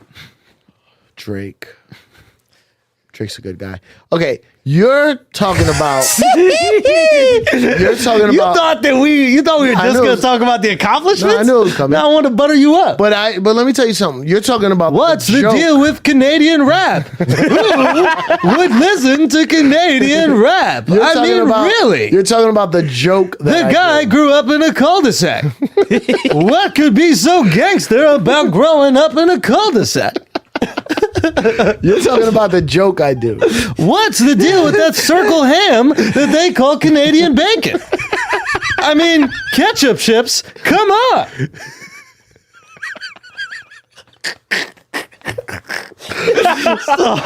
So let me set this up. Yeah. Wait. Real quick. You wasn't there because you had to leave. The next morning at breakfast, we with the chick.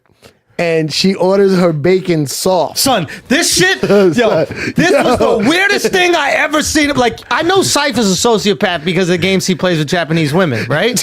We all know that, right? We all know that about, even the way you laugh into your, you just got a little more joy. You just got a little more joy out of it, right? So, like, you're a sociopath, that's fine, right? Shorty orders a side of bacon, right? She goes to the fucking waitress's face, right? The waitress is a Mexican-American girl, obviously English first language, but grew up speaking Spanish too, right? She goes, I'll just have a side of bacon, and can I have the bacon soft? This Mexican chick has never felt more Mexican in her entire life, son. She looks straight at her. She goes, excuse me? She goes, soft. She goes, yeah, like not well done. Like, like undercooked. And Cipha, and I look at Cipha, and Cipha just looks at me like, I told you, bro. I've been telling you for like hours. Like, it's crazy you needed this to realize. Shorty ordered uncooked bacon, Alex. Because I said to her, wait, do you mean like, because some people order it crispy. Yeah. So do you want it like, you want regular bacon, not crispy? She's like, no. Undercooked. Like, yeah, undercooked. Like rare bacon. She even like specified yes. that? Yeah. She wanted medium rare bacon, bro. Yeah. Bacon. Right out the package. Yeah. Couple seconds on it. Yo, dude came out from the kitchen. Another guy. The chef showed up. Not dude. The chef showed up. He goes, we cannot do it. She goes, wait, we cannot do it. We cannot do it. No. You can't do it because he read the requirements of the establishment. Like, all food must be cooked to serve to customers. That's probably how they stay skinny. Yo, bro, just eat a bunch of uncooked meat and have a bunch of termites and shit. Bro, exactly. She just got the worm in the body eating with it. That's metabolism. Good idea. The tapeworm diet? Boom. Yeah. Get on it, Siph. Get your bacon nice and rare. I don't know why we said that. Oh, yeah. So back to Canadian bacon. Okay. This is ham. Back to Canadians, right? So Cipha, yes, has signed many artists. Not signed many artists, but found, discovered, and broken many artists. Yes. Okay? We all know about those artists. We know about all the successes, all the accolades, all the money he's made for other people and not received anything back. not anything. Directly, but not the big time. Money. Oh, you didn't mention Rick Ross. You discovered Ross? No, I didn't discover him. I broke him. You broke Rick Ross. And I got him signed. Yeah. Son, You didn't know that knows. one? I should have done my wikis. Yeah. You broke Ross? Yeah, hustling. Every day Hustling. That's all me. 100%. Really? How'd that happen? I was in Miami. Yeah. Friends with Khaled. Yeah. Khaled said he had this record that was starting to bubble in Miami. And I brought it back to New York. And it was Christmas season. So I was on the radio a lot because around Christmas time, everybody starts taking off. And I was the number one fill-in. This is before I had my own shows, really. Yeah. So I was filling in for Flex a lot. And I murdered that. This is when, it's a long story, but ratings were done differently. You can't go in on a record nowadays because people will change the station. They have so many other options to listen to. So you got to like just play a hit. But back then it was about the DJ. So I would burn this unknown record that no one ever heard, and I would burn it, play it, talk over it. New York, you need to know this. This is going to be big. Dude out of Miami, Rick Ross, shout to Khaled. I'm telling you, all my hustling, I start yelling out blocks I know in Brooklyn and the Bronx and Queens. If you a hustler on this block, if you a hustler on this block, all the hustlers that do this, hustling. If you hustle this, if you this kind of hustler, if you that kind of hustler, you hustle drugs, you hustle credit card scams, you a hustler, like phone lines going crazy. What is this? Burning it every day, playing it, starting it over, back. To the point where, and I hit Jay-Z, right? Because I was I working for him at the time?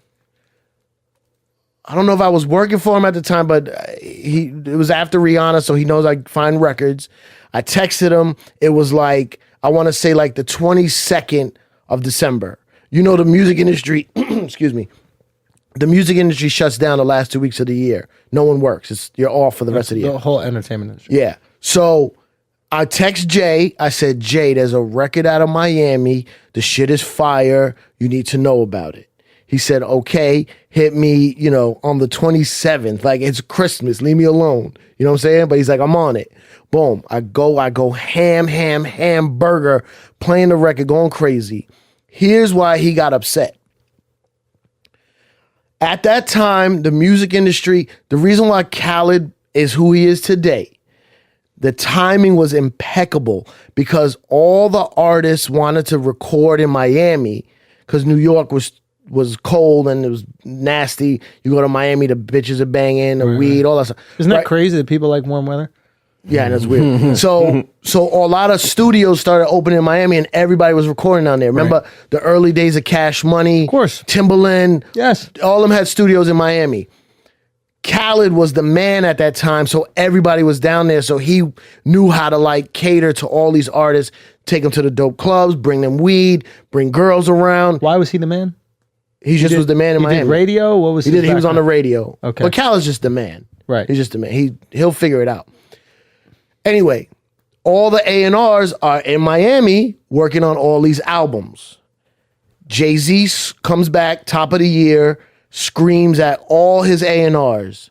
Why the fuck are y'all in Miami using up all your budgets, expense accounts, and nobody knew about this record, and Cipha Sounds gave me this record, right? So they figured out because you remember the record, he got a line in the record where he's like, my birds fly across the Atlantic, something like that. Yeah. And then Atlantic was going to sign him, and then eventually Def Jam signed him with Jay was president of Def Jam. And then Jay jumps on the remix and he changes the line to like a Def Jam line or whatever, Rockefeller, whatever. So like I was broke that record, fucking no way anyone would have heard that before me. Nothing. Right. And more than Rihanna. You broke that record in New York. New York. Right. And now you're syndicated as well, so you're going into other markets? No, not syndicated, but my mixes used to get like bootlegged. Right. So, and when you mean break a record, this is not just I played it on the radio.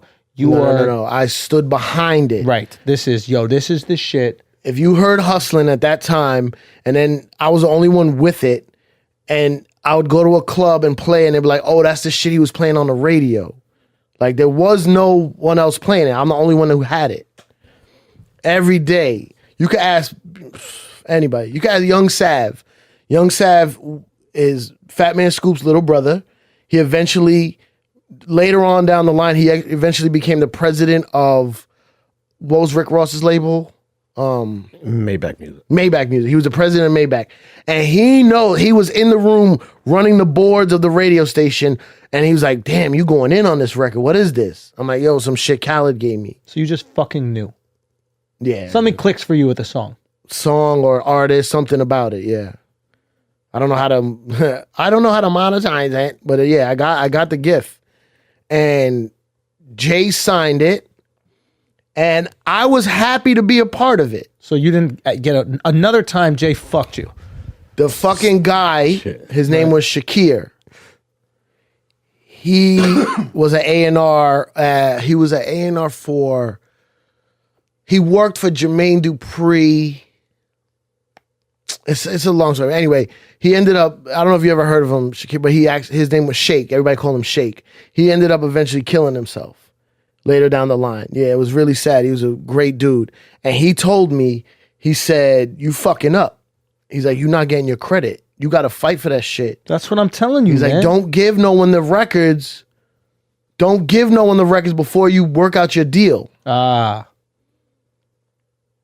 I'm ignorant. No, they're going to remember. They're going to help me out. No, I think your problem is not the fact that you do it. I think that you have good intentions because you want to help people and you want to put them up, but you also need to sing your praises as well. Yeah, I suck at that. Like Khaled will go help people. Oh, Khaled is the best. Khaled will also say, I'm the best. Yeah. You're Khaled without ego. Yeah. You're egoless Khaled. Me and Khaled were exactly the same. Right. Exactly the same. You both can recognize talent. You both can connect talent. You both can make a song. You know what I mean? Matter of fact, you actually can produce the music. Khaled don't even produce the music. He does a little. Not anymore, but he used to. Fair enough. But the difference is Khaled is willing to say, yo, we the best music. Yeah, I suck at I'm that. the shit. Always did. You do, but that's what I say on this podcast literally every single week. It's like, you got to state your claim. What did Jay say? Who the best? Biggie, Jay, or Nas? Right? Nobody was fucking mentioning Jay-Z at that time. Like that, when you first heard that line, you were like, who the fuck is this bozo? Right? Like, but he put himself in a convo. Yeah.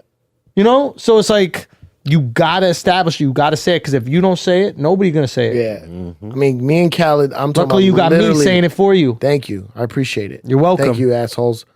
Yeah, exactly the same. 100%. Khaled, the first time Khaled was ever on Hot 97 was because of me. Khaled knows. Pitbull. You broke Pitbull? What? Son. What? Who else did you break? Khaled. I mean, I didn't. Yeah, I mean, I gave him a shot. I didn't break Khaled or whatever, but Pitbull, Rick Ross, Rihanna. Not Mobb Deep, but I broke Quiet Storm, the song. What? Yeah. Dude. No, that was on me. Nina What? Sky. Yeah. Well, Nina Sky was my group. That's when I started to. Hold on. Quiet Storm is your song. My song. Nobody. Is there a more what do you think is the most well-known Mobb Deep song? Quiet Storm or Shook Ones? Or Shook Ones. Yeah. That's what I was thinking. Quiet Storm, I think, is bigger. If you're a real fan, Shook Ones is the number one. The first thing Quiet Storm might be a little more popular. Quiet Storm, especially with the Little Kim remix. Yeah.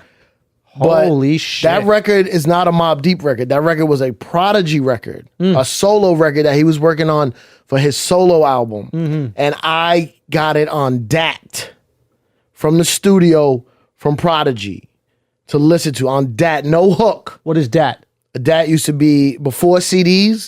They were digital audio tapes. It was like a little tape, but it was digital, so the quality was better. Was where you record your masters too when you record albums. It was on a DAT. Yeah. I brought a DAT machine to the Tunnel nightclub and used to play two songs I broke. Quiet Storm and camera on horse and carriage with Mace on it. Wow. And I would play it off of a DAT. Wow. And they're like, why are you bringing equipment into the tunnel? It's a night, like, play records. I'm like, no, but this song I have. This is before you could burn a CD. Right. No MP3s. Right. I brought the machine in there. I plugged it in and fucking broke those records. They went fucking insane or what? Oh, Quiet Storm. Quiet Storm what? Quiet Storm would not be Quiet Storm if it wasn't for me playing it at the tunnel. The people from Loud Records used to come to the tunnel. The kid from Loud Records, Chris Green, shout out to Chris Green, came up to me and was like, what is this? And he works at the label. And like, what is this you keep playing? And I'm like, some Prodigy shit. Shit is fire. And I'll play it for you. I have it in my computer. I have he went back to the label and was like, yo, there's some record that Cyph's playing that's crazy. You have the actual song in your computer? Yeah, I have the demo version. Yeah, play that. Right now? Hell yeah, get that shit out. I want to hear it. But continue talking while you get it out. Yeah, but you could tell the difference. And because it wasn't, Havoc made the beat, but Havoc made it for Prodigy's solo album. Before there even was a Prodigy solo album. And they were working on a Mobb Deep album and they didn't have a single. And he was like, yo, Cipha Sounds is playing some song in the tunnel.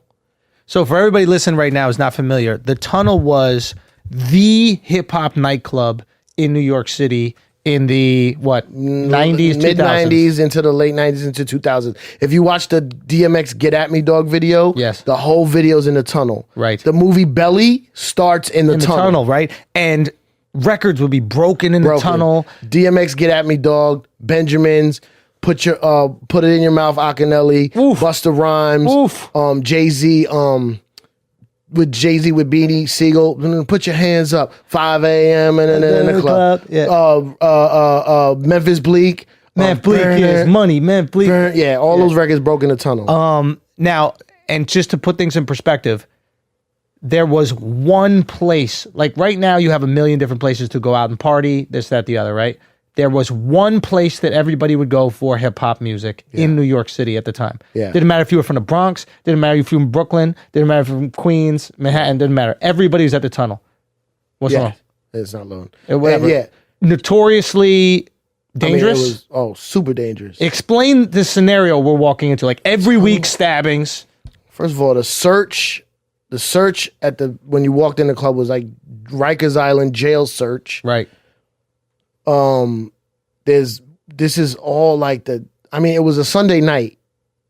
So like Sunday night was the animals that you didn't have a job if you came to the tunnel. It's like you definitely sell drugs. Yeah. You're the only people that are not waking up in the morning.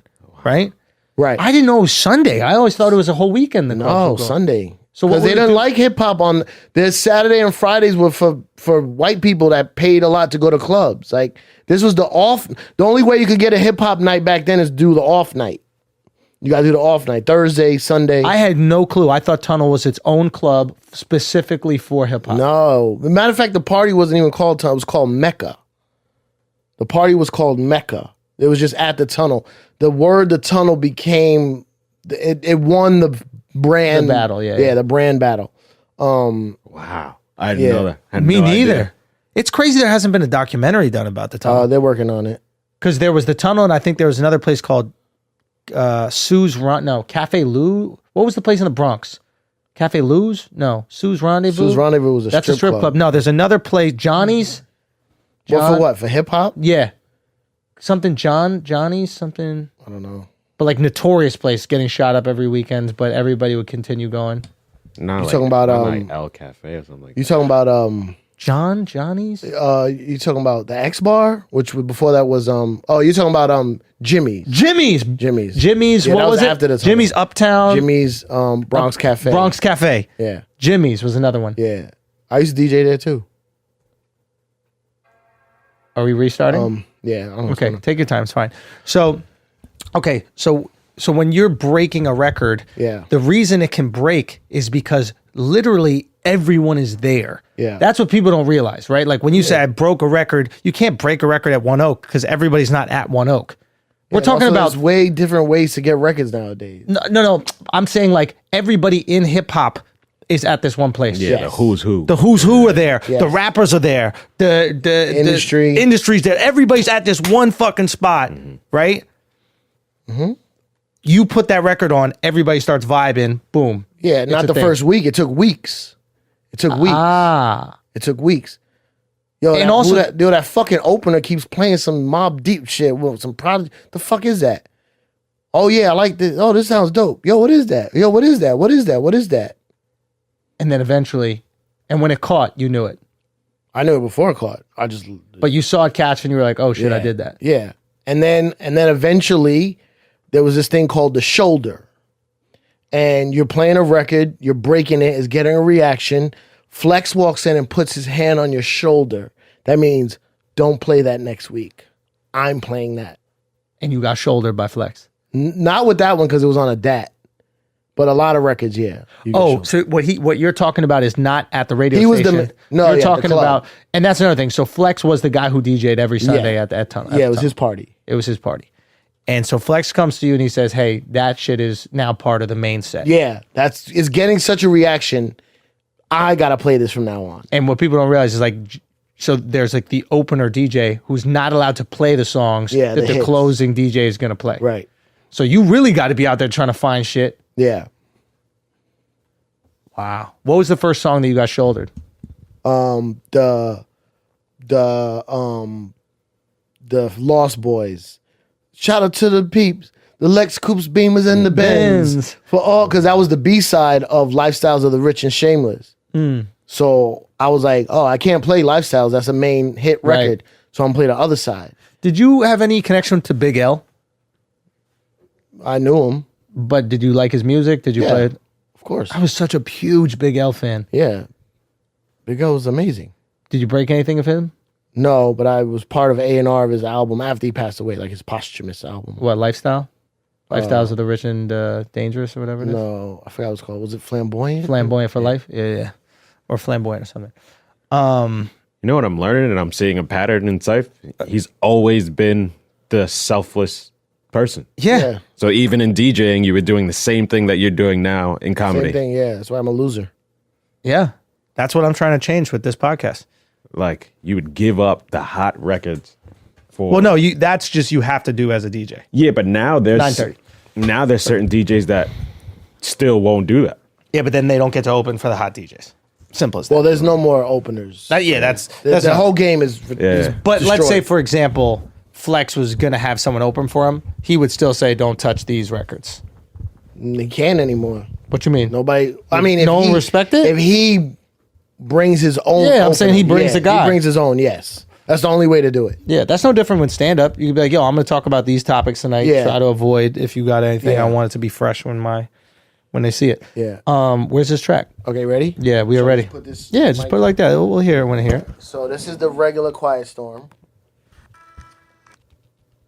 Oh, sorry. Oops, that's not it. This is it. Let y'all niggas know right now. Word Can you hear that? for real, Yeah. for real. It's fine. Okay. That shit is the truth. Why does it keep Because stopping? you got your thing on the sorry. fucking...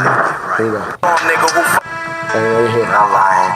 Listen to the drums. I put my lifetime in between the paper's lines. I'm the quiet storm nigga who fight rhyme. P, yeah, you heard of him, but I ain't concerned with them. Okay, you got that? Yeah. That's the regular version. This is what I used to play in the tunnel. Hold on. Demo.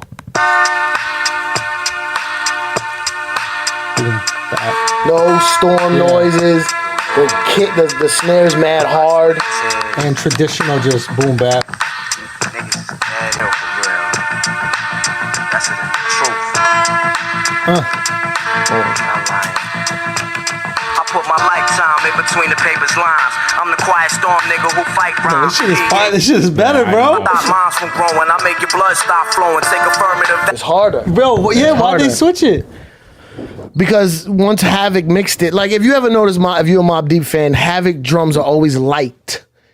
They always like there's something about the way Havoc produces. He likes the light snare. Yeah. Where when it was just a raw demo, he didn't mix it yet, so it was harder. And that slaps in the club too with the bass. Yeah, and then another thing I don't get credit for that I made. That's a New York That you banger say all the time. Then I took Mobb Deep, Quiet Storm that I fucking broke, and made this. I thought he was going to say something else. Never find another love to make you come, and when it's done, you'll never find another love like What was that, 112? There's this group called 112 Stole It. It was a group called In Essence. This is a New York club banger. Yeah. You remember Every this? New York party, they'll usually do that mix into the set. I remember this song. I always thought this was 112. Nope. See, There's what a group from Toronto called In Essence. what I thought you were going to say is the iconic hip-hop noise that every DJ plays. Oh, the that air horn? Yeah. Oh, yeah. That's you? Son, you don't know that? Hold on. Hold on. You don't know that? That is the Cipher sound? Okay, no, I didn't invent That is it. the I didn't Cipher invent it. sound? Let me tell you something. Can I tell you what invented happened? air horning? Can I tell you what happened? Okay, air horn is a Jamaican Caribbean thing. Okay. I got cut a lot of my teeth in the Jamaican world. Yes. I love dancehall music. Yes. The air horn was a known thing. My style of DJing is dancehall style, but playing hip hop. There's no doubt about it. The way I talk, the way I introduce records, all I'm doing is biting dancehall DJs. And the dancehall DJ is the star of the night. Oh yeah, definitely. 100%. And that's why you want that same. But I like their style. So I basically took dance hall and started doing it with hip hop. Right. That's why I say I'm like Khaled, because Khaled did the same thing. The air horn was a known thing in the Jamaican world. I started playing it on the radio. This is before we had samplers, laptops with sound effects. There's none of that. If you want to play a sound effect, you had to fucking like burn a CD. It was retarded. I made this at the radio station. Okay, listen to this. I made this in the back production office of the radio station on a old digital editing software we had. This is, I don't know, 99. Right. Okay, ready?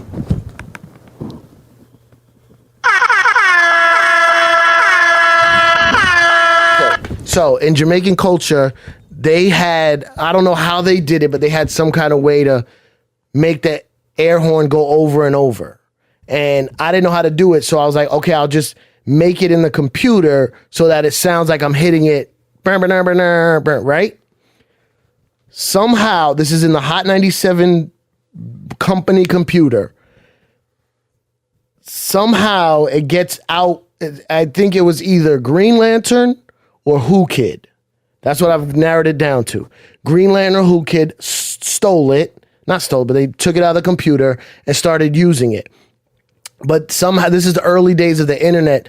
Somehow it got on the internet. So now we're in the 2000s, and this guy did a report on me on CNN, this thing called The Big Picture, maybe, or he did this report. That was the Big L album, The Big Picture. Oh, Big Picture. Yeah. This guy did thorough research and narrowed it down to the reason the air horn has become a cultural phenomenon was because of me. He approached me with the research. I'm like, what are you talking about? Son. The air horn existed already. He goes, that sample that I just played you, that sample that I just played you somehow got on an early version of the internet sharing, whatever. Anytime Pharrell, Timberland, any artist was doing any, No Doubt, there's a big pop record in London.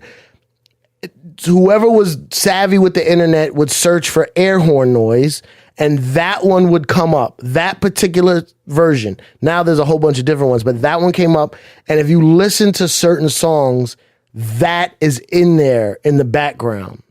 And like the guy was like, he said he did all this research, and he asked people where they got this, and then he found the site, and it was like either LimeWire or fucking Napster or one of them crazy things. All trails led to. And he goes, it went to Green Lantern. He's like, where did you get this from? He's like, yo, that was in the computer of Hot 97.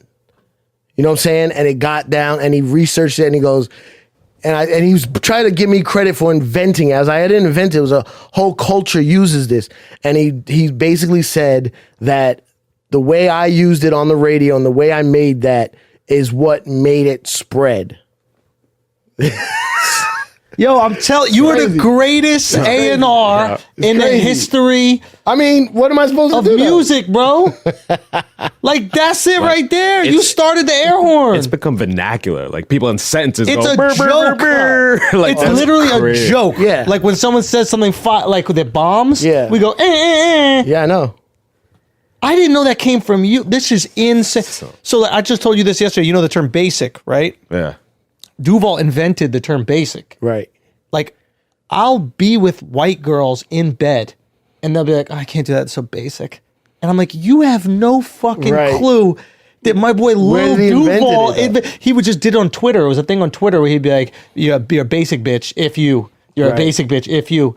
And it was just a hip hop thing. Right. And white girls, it became their greatest insecurity. If you ask a white girl, what is their greatest insecurity right now? Yeah.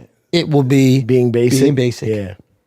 That is insane. Like, to me, I just sit there and chuckle because I know the guy who put that out there in the ecosystem. We always talk about on this show about like how you have to affect things from the ground, from underneath the ground. Yeah. They have to grow into the ecosystem from below it. Was he talking about white girls at the time? No, he was just talking about any chick. He was the Jamaicans. He was the Jamaicans using the air horn. Right. And some white girl saw it. Caught on somewhere. Boom. Yeah. So you were that for the fucking air horn. Yep. I don't get publishing on it though, so whatever. All right, we're going to take another break real quick.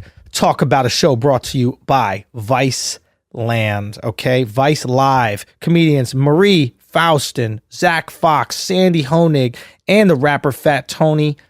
They're going to be on this show, and they're going to tackle all of today's hottest news and bring you field pieces from across the globe, musical performances, stand-up comedy, and so much more. They'll be joined each night by celebrities, newsmakers, experts, random characters, all live from Vice's headquarters in Brooklyn. It's loud, unpredictable, and it's crazy. It's Vice Live. Monday through Thursday, 9 p.m. to 11 p.m. on Viceland or on the Viceland app. Fuck it. We'll do it live. That's what they're going to do. Make sure you check it out. Very funny people involved in this project. Absolutely hilarious. And you should go check it out. That's Viceland TV, Vice Live. All right? Go check that shit out. Now let's get back to the show. Okay, so Drake. So yeah, Drake. Because this is really your biggest fuck up when you think about it. Okay. Right? Sure. Because you've done all these things in your life, right? You've had all these people that you connected with that went on to be famous, but you were never in the position to sign them. You were never in the position to monetize them. You were never in the position to actually reap the fruits of the seeds that you sowed, right? You were the guy making these connections, and you weren't so selfish, so greedy that you were trying to make a buck on it. You thought it would just come back to you naturally. The universe recognizes this in Cipha Sounds. Yeah. You've had an illustrious career on the radio and DJing. Yeah. You've followed your great life. You've had an amazing life. You have 2 beautiful children, great wife. You've followed your career, and you followed your passion into stand-up comedy, reached incredible successes with stand-up comedy. Not only you're a regular at the Comedy Cellar, your own stand-up comedy show on True TV. Yeah. It's not like you haven't had these successes. No, plenty of success. Plenty of success. But sometimes the universe steps in and they go, you know what? You need to have insane success. You need to have incredible success. Yeah. You need to have otherworldly success. What I'm going to do is I'm going to drop something at your fucking doorstep. I'm going to drop the most prolific, successful musician in the last decade. In the last decade on your doorstep, and you have to do nothing. Instead of you going out to find it, it's gonna find you. Now for once, Ciph, you're in the position to make all that money and more than what you thought of. Here it is. Bow is tied in a basket. All you gotta do is take it and nurse it to life. Let it suck on your bosom, okay? Aubrey Graham was delivered to you, mouth open. Your teat was ready to be sucked. And what did you say? Build the wall. You said no Canadians allowed. No, I'll tell you exactly what I said. Tell me. I'm not really into music right now. No! No! What the fuck happens? And I know you got to run soon, but we're good. We're good. What the fuck said I'm not happens? into music right now. I mean, you're talking. It's okay. You're good. You're talking. Here's the problem with the Drake story. He's making fun of me because I do a joke now. Mm-hmm. The thing is, I do a lot of jokes, but I never talk about myself or I never talk about the rap game. Nobody gives a fuck. Tell the story about the. So Drake. I'm trying. So now I have a joke. We don't care about the joke. Tell the real story. Fuck the joke. Okay. The joke makes me sound like I didn't sign him though. You I didn't. didn't sign him. Okay. Yeah. But you're thinking of Drake today. That's not who it was when Nobody I met gives him. a fuck. None of these people who were who they were when you had the opportunity to sign them. Rihanna wasn't who they were. Cuckoo Cow wasn't. He was still in his projects. Right? Bro, a few people are going to get that, and they are dying laughing right now. They are fucking dying. So that was his artist. We keep pushing off the Drake story, and it's Drake. Somewhat by design, I just want to say. Okay. I love us playing, but real quick for Cuckoo Cow. Cuckoo Cow was supposed to make you millions of dollars. Yeah. You signed Cuckoo Cow. Yeah. He was like, to me, he was like a Midwestern ODB. Yes. He's this Midwestern ODB. He has this song that got tons of radio play. The number one rap record. Number one rap record on the charts. On the charts. In my projects. Projects thick. Don't come to my projects. All over the country. Hot. I knew it. Poppin'. Loved it. Okay. Cipher actually signs him. Mm-hmm. Okay. Tommy Boy Records. To Tommy Boy Records. It's on and fucking poppin'. Cipher's about to be a millionaire. One issue. Correct. Correct. Yeah, it's a big issue. Correct. And not a productive crackhead like DMX. Like a crack head. Yeah, it was bad. It was bad. Go to film your music video. Yeah, he disappeared. We couldn't find him for 2 the days. video. Just goes. We had to get a hotel room when he finally showed up. We got a hotel room, top floor, so he couldn't sneak out the window. Put him in a hotel, and then me and my partner had to take shifts, just basically sleeping in front of his hotel room on the door, like. And he kept opening and looking out, trying to escape. And we just be there like, nah, where you going? Where you going? No, I was just seeing what's out here. So that didn't work out because of crack. Okay. Yeah. So it was almost met there. Drake in a diner. You meet Drake in a diner. Wait, which one? In Fran's Toronto? Diner in Toronto. I know France. Fran's Diner by the Eaton Center. And, well, earlier in the day, Oliver, you know Oliver, No. OVO? No. How you talking all this Drake shit? You don't know Oliver. I don't know anything. All right. Oliver worked in a sneaker store. Right. And he was like, yo, I got this one of my boys, he's an artist. He gave me the mixtape. The mixtape was, if you look up Drake's comeback season, that was the mixtape. Come on. The peacoat, the foliage behind him. So whatever. I was like, all right, cool. I was like, whatever. I'm not really into music right now. Then later that night or the next day, it was Caravana Weekend, which is a huge. God gives you one chance. Yeah. God delivers it to you. And I met him at Friend's Diner. But no. This is Oliver. You're with Oliver. Yeah. You're not with Drake yet. So because the way God works is he doesn't want you to know it's God. Right. So he sends messengers, right? Mm-hmm. It can't be that blatantly obvious, or else you're like, oh shit, it's obviously God. I might have to start celebrating Christmas and stop being such a fucking Grinch. Right? So he just sends this person who's like a couple derivatives away from God. Yeah. Oliver, right? Who the fuck is Oliver? Yeah. Right. Oliver's big. Oliver gives you the thing. Yeah. Do you listen or no? No. Don't even listen. I didn't listen to it. So God's like, okay, I see how it is. I mean, I was there for Caravana Weekend. I didn't have a CD player in my hotel room. Right. You know what I'm Of course saying? not. Okay. So then later that day, yeah. So Where it's are like you? 4 in, Fran's Diner. Fran's Diner. And Drake comes up to me, whatever, and Drake's like, yo, whatever. You know what all rappers say? I got this music, I'm trying to do this and do that. And he's like, yo, I was working at, I think I was at Rockefeller at the time. I was at some label, maybe Star Trek, I forget which one. Mm-hmm. And he was like, yo, I want to, try to get on, whatever. And I was like, to be honest with you, I'm not really into music right now. Maybe I wasn't working at a label because I wouldn't have said that. Mm-hmm. I was like, I'm not into art, looking for artists right now. I'm not looking for artists right now. Now, that's the second time God has come to you and you spit in his face. Okay? Does Drake say anything after you say that? I don't remember. Nah, I mean, he's just like, all right, whatever. No, what can you say after that? But here's the thing though. Yes. I got burned so many times I wasn't into getting burned again. Like Right. this is okay, I'll tell you what This happened. wasn't a burn. This was you were going to be the But guy. I tell you what happened. Here's the thing. I've been an A&R, I've been a manager. These fucking artists are pieces of shit. Okay? Even the successful ones, just because they're rich and famous, don't mean they're not pieces of shit. You work your fucking ass off to get 10%. You work harder than them sometimes to get your 10%. And I was tired of artists being late, not fucking working hard, not putting their all into the records, not putting all into their promo shows, do their interviews. None of that shit was pissing me off. And I said, if I could rap, I would fucking run circles around all of y'all because I work fucking hard. When I found stand-up, I was rapping. Right. That was me on the mic rapping. So now I'm going to put my money where my mouth is. I'm going to invest in me as an artist. I can't sing. I can't rap. I found somehow people think I'm funny. So I'm like, okay, I'm going to get on this mic and I'm going to work on my own shit. And it was right around that time. So I wasn't working with, there's other artists too. How long ago was that? 07? And now we are in 2019. Yeah. So 12 years later,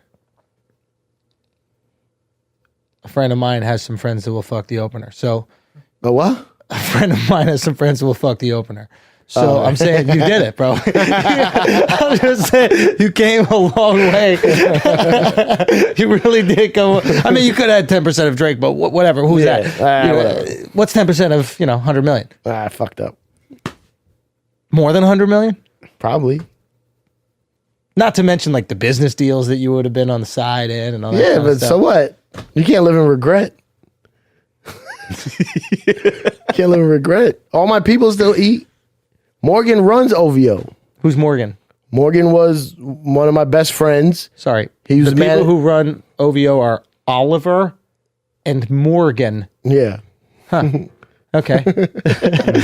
Good to know. Yeah, Is he runs Juniper OVO. involved in I don't know, the maybe Juniper might be. OVO campaign at all? I mean, you're making fun of the OVO people. They're fucking huge.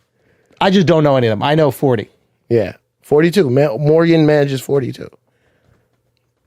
But they're all from Canada. They know what the fuck they're They're doing. from Toronto. Yeah, they know what they're doing. We were having this discussion, I forget. But they didn't know at that time. Something happened where they know what the fuck they're doing. I mean, the 10-year run is unprecedented. Unprecedented. We've never seen it in music. It's amazing. And I don't think we've seen it in music in any genre. I'm trying to think of a Michael. 10-year run. Did Mike do it for 10? Was nobody in between? No, and Mike, no. Because the argument is Jay-Z, but 50 ran it for a few years in between, Yeah. right? But Mike, I think Mike was on top. I don't know if Mike did all 10. Really? No, Mike, towards the end, he wasn't on top. We're talking about just as hot from the jump. If anything, hotter from the jump to Michael now. Jackson didn't get hotter after Thriller. Facts. It was Like, either Drake keeps plateau getting or hotter. down. Yeah. But Thriller wasn't the first album. No, I'm talking back- about from the first album, from when he still had an afro. Right. So to- Mike went like this. He hit. All right. So he drops. What is the first one? Bad. No, Off the wall. Thriller, I mean, off the wall. Off the wall. But I mean, he had Jackson 5 still before that. Sure. But the Okay, yeah. trajectory is Off up. the wall. Off the wall. Then Yeah, Thriller. Bad comes out. Sustain or a dip. Sustain or a Slight dip. Okay. Let's just call it sustain for argument's Okay, sake. sustain, yeah. Sustain. Then Remember the Time album, Coming down whatever a the little name bit. of that is, yeah. coming down a little bit. Right. We're talking Drake has continuously gone up. Yeah. Since the I get what you're saying. mixtape. With unprecedented opposition. Facts. Like there's so much good music. There's so many people gunning for his head, and he still prevails. My theory is because he puts them all on. He puts any threat on. Anybody he sees who's like, oh shit, this kid got it. I'm gonna put you on a song. So now when you come up, I'm your OG. You can't be upset at me because I gave you your first platinum check. I made you your first $1 million. You gonna be upset at me? Mm-hmm. It's like that's the reason why the Migos open for him. Migos don't gotta open for nobody. Technically, they co-headline. But they go first. I think they swapped. Nah. Yeah, like LeBron not actually, coming no, out Migos, first, fam. Migos come and then Drake Yeah. and then Migos No, it come was- back out yeah. and then some more Drake. Yeah, but like, Yeah. it's unprecedented. It's crazy. That's amazing. But you're doing good. All right. You opening and featuring. Here's my thing. You people, you assholes, keeping it tight. You're laughing at me. You're laughing at me. You're making a joke of it. It's all good. I'm fine with the joke. But here's the thing. I'm happy. I'm a happy person that does what I want to do and wouldn't change that for anything. I think most people listening to this are not laughing at you because of this. I think most people listening to this right now are sad. No, they're not. They're not sad at all. They're confused about why you hate Valentine's. They're maybe confused about why you hate animals. But I think I think that they're as mind blown as me that you played this instrumental. But you're like Forrest Gump. Yeah, people say that. You're the Forrest Gump of hip hop. Yeah. Holy shit. I've heard that before. The is the smiley face T. Yeah. Like all these things that you're integrally involved in, that these people have just come to know naturally in their life, you put them on. Yeah. Do you know Jay-Z? Yeah. Like personally, you can text him? Yeah. Text him right now and be like, bro, I'm in LA. I don't got a place to stay. Can I crack? Nah, Jay would. That's the Jay dead. He'd get me a hotel in a second. Yeah. It's not even a thought. I'd bust your balls, but the reason I wanted to sit down you, and this has been kind of in a long time coming because we were going to do it for idiots. Where's Charlemagne? We were going to do it for a long time, but well, you did Breakfast Club, but for me, there's a difference. If we do an idiots, it's going to be an idiots show where it's not going to be about your story. Yeah, you're going to be part of whatever we're talking about, and every once in a while, like I did this with Miko Grimes because I think she got a fascinating story with her husband and their whole story. And every once in a while, I like to do these episodes that are hyper-focused on a person that I think doesn't get the appreciation that they should as far as how they've affected the industry, et cetera. And you're like, what does that give you? Well, you don't want anything. You're already happy. It's not about you. If anything, it's about me because I know what it's like to be in a situation where like I feel like I've affected an industry and maybe haven't been known or haven't been given credit or maybe people take my ideas, etc. So this is my way of going, hey, when I get in any position of influence, I'm going to look out for those people who maybe been in similar situations. And at least you have 100,000 people. I'll give you another one. Go. I'll give you a hard one to swallow. Go. This podcast game is because of me. Oh, shit. Speak on it. Oh, that's Speak on it. Ian Rosenberg had a podcast. Right. Juan Epstein. I'm going to disagree with you on that, but we'll get to that in a second. Juan Epstein was the first. You were the first hip hop podcast ever. You were the first hip hop. It was before Combat Jack. So Combat Jack started. Reggie. Yeah.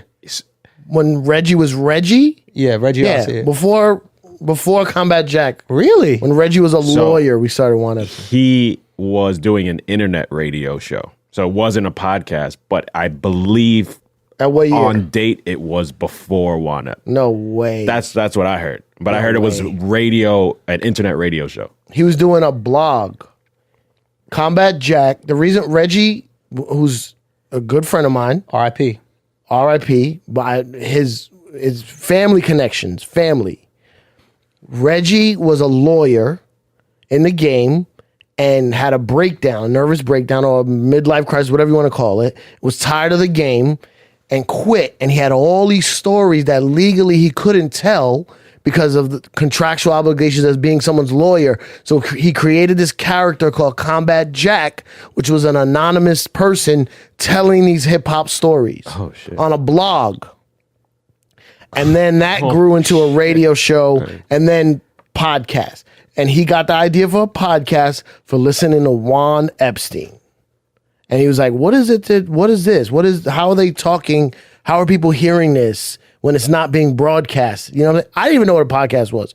Rosenberg was like, we should do a podcast. So Rosenberg started podcasting. Hip hop. Because I think, as far as I'm concerned, podcasting was started by comics. How's that? No. I knew a guy named Daniel LaBelle. The podcast that really popped in the comic world was Mark Maron's joint. Mark Maron, yeah. Now, comedy. I used to work when I first started comedy, I worked for Daniel LaBelle on comical radio. Danny LaBelle had a show that he hustled outside of Baruch College Baruch College. So he would use the college radio, and it was a radio show, but he would also put it out as a podcast.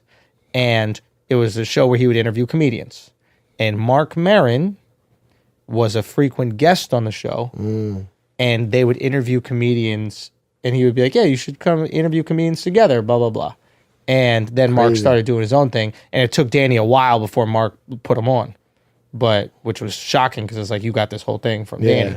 But all these comics that are doing podcasts, myself, you know, I mean, Brian and Brendan, like maybe they don't even know the connection, but comedically speaking, that's where it started. As far as comics. Yeah, maybe comedy, yeah. Comedy. But I know like NPR and those type of... They were around for a minute? Yeah. Fair enough. And that's totally possible. I mean, I'm sure there are people that were recording these like radio shows and like putting them out other places. But the idea of like a hip hop... But there was no podcast before the digital capability of hearing it. Like iPods.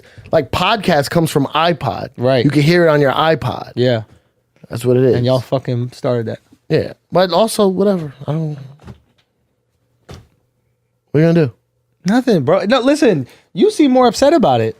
No, I'm you not happy. upset. You got more joy than all these people that are rich and upset. I figured out the key to life. Now, I would like to be more... What is the key to life? You got to do what you love. Find your happiness.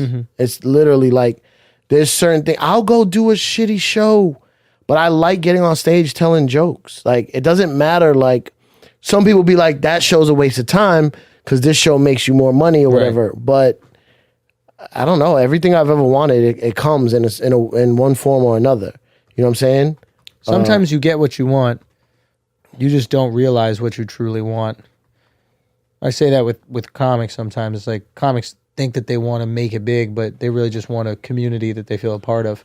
So they'll go as far as that's like they want. You know, it's 10, by the way. Okay. But that's the morning show to me. I thought I wanted the morning show. And then when you I got found out it, you didn't want it. No. But what I'm saying is maybe you have really everything you've wanted in life. It just doesn't fit into the mold of the people that you engage with on a regular basis. Like we were saying earlier, you know how comics are like, I should have a sitcom because other comics have sitcoms. You were like, I should have a morning show because other comics have a morning show. But what you like is rocking a crowd. What are you still able to do? Yeah. Rock a crowd. Whether you do it comedically, whether you're DJing, whether whatever it is, you've done it. And at the end of the day, let's say you have $100 million and you die. It's not like you take that shit with you, right? But you have influenced the games that you're in without a doubt. For me, that's the most important thing, like, because that's how you live forever. Like, my body and mind might go, but my influence on the game doesn't go. The only problem with that is my influence is not 100% recognized as my influence. The people that know. The people that don't know. You know what I mean? Like, so, I mean, I've told this story in this podcast before, but like my pops like revived swing dancing globally. Literally brought it back. Your pops. The reason why people dance swing today is because of my dad. He created a fucking, and he has been written out of history. Right. They've just written him right out. Yeah. He doesn't care. He never wanted anything from it. Yeah. He just thought the dance was so beautiful that he didn't want it to die. Right. And he created a culture for it. That's he created awesome. like things. So what I'm saying is like, you put these records out and these people out. You saw a young comic like me, you know, who could use opportunity. You know what I mean? Not because you wanted a piece of whatever I did, because you get joy from exposing greatness. Like, we don't attach value to things that don't have money. So if you can't make money from something, people are like, well, why do you care about that? Yeah. But you understand happiness differently. So you're like, oh no, I like breaking the song. Like, you telling me about breaking that song and being like, I got it in my laptop. You got it in your laptop for a reason. Yeah. Because you like being that dude. Yeah, I like it. You like being a guy. Like, when my shit blows, you don't think on some level you're going to be like, yo, man, nobody was putting that kid on, and I would put him on every fucking month on my show. Yeah. You know what I'm saying? Like, there is a value for us Like, if you are somebody who likes recognizing talent and showcasing talent, and you know that that's a skill of yours, there's some people that get to make millions of dollars on that. But that millions is not what makes them happy. It's breaking. Of course. So you found I would out also what breaks I you. wouldn't mind a couple million though. Hey, Wouldn't mind it. life is long, B. Oh, who you telling? Yeah, you're right. Who you telling? I'm just saying, long? like, if I really crack, you might get a paper bag. That great. You know? That's great. That'll help my kids. You know get what I'm gonna something give good, you? but, like- You know what I'm gonna give you in it? A Valentine's Day card.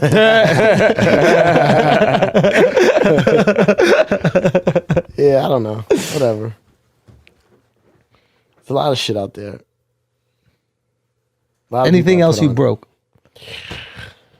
I don't know. I don't remember. before you literally got to Sure take a is. break right now and dip? I'm sure it is. What else?